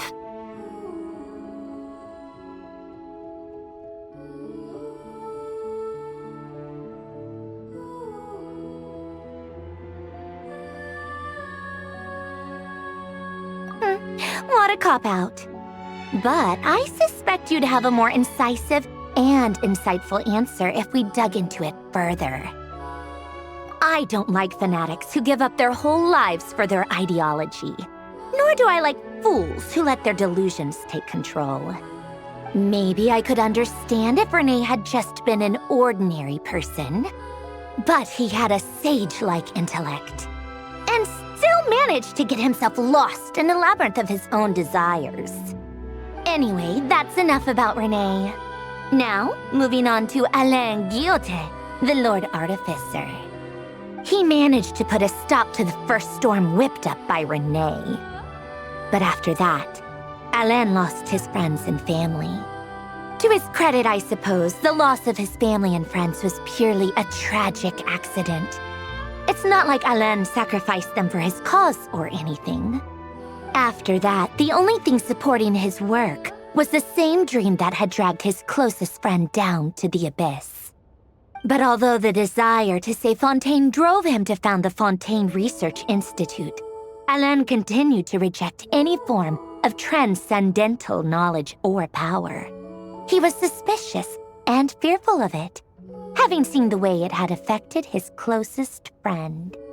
I think that formulas and machines derived solely from human intellect were the only thing that gave him a sense of spiritual comfort. Yet Alain's intellect was simply too great. It barely left him space to breathe in his lifetime. Once he realized that the end of his life was approaching, he finally accepted the truth. The Nazissenkreuz Institute needed someone, and a human being, to see its story through to the end. He quit working on his formulas, trading them in for the fairy tales that had played such a formative role in his childhood, but which he'd barely touched in his adult life. He told me that the director of the Nazissenkreuz Institute used to read those fairy tales to the children as bedtime stories. Apparently, they worked wonders at sending kids off to sleep. I think that all he wanted at that time in his life was to be able to sleep deeply without being plagued by depression. By that point, nothing else really mattered. At the very end, he laid down to rest in the ruins of the former Nazissenkreuz Institute orphanage, while the Fontaine Research Institute he had founded continued tirelessly with its work. Many years after that, tensions over competing dreams would once again cause a rift, this time between members of the Fontaine Research Institute. But the actions of those fools had nothing at all to do with Alain. And that is the story of two people from the Nazissenkreuz Institute who both wanted to save the world.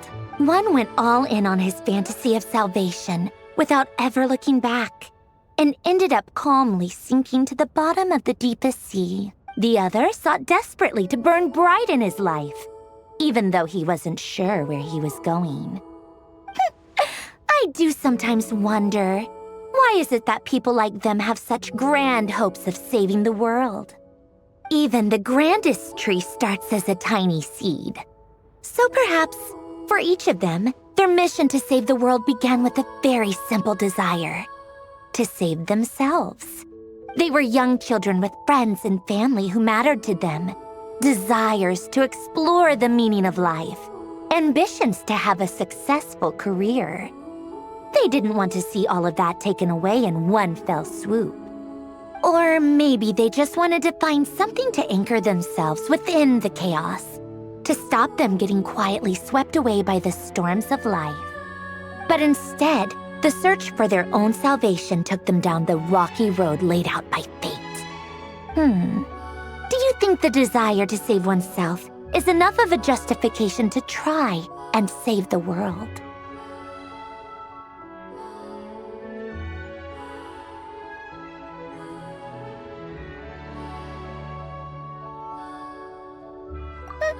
The way you said that sounded just like Alain.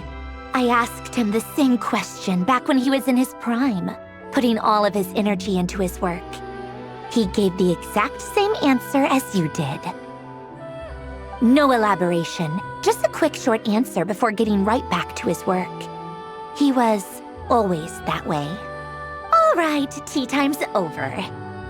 I owe Arlecchino a favor for telling me these stories. I'll have to bring a whole sack of gifts the next time I visit the House of the Hearth. I'm gonna go tinker with Polonia now. You guys can do whatever you want, as long as it doesn't involve interrupting me. Polonia, exit hibernation mode. Begin diagnostics.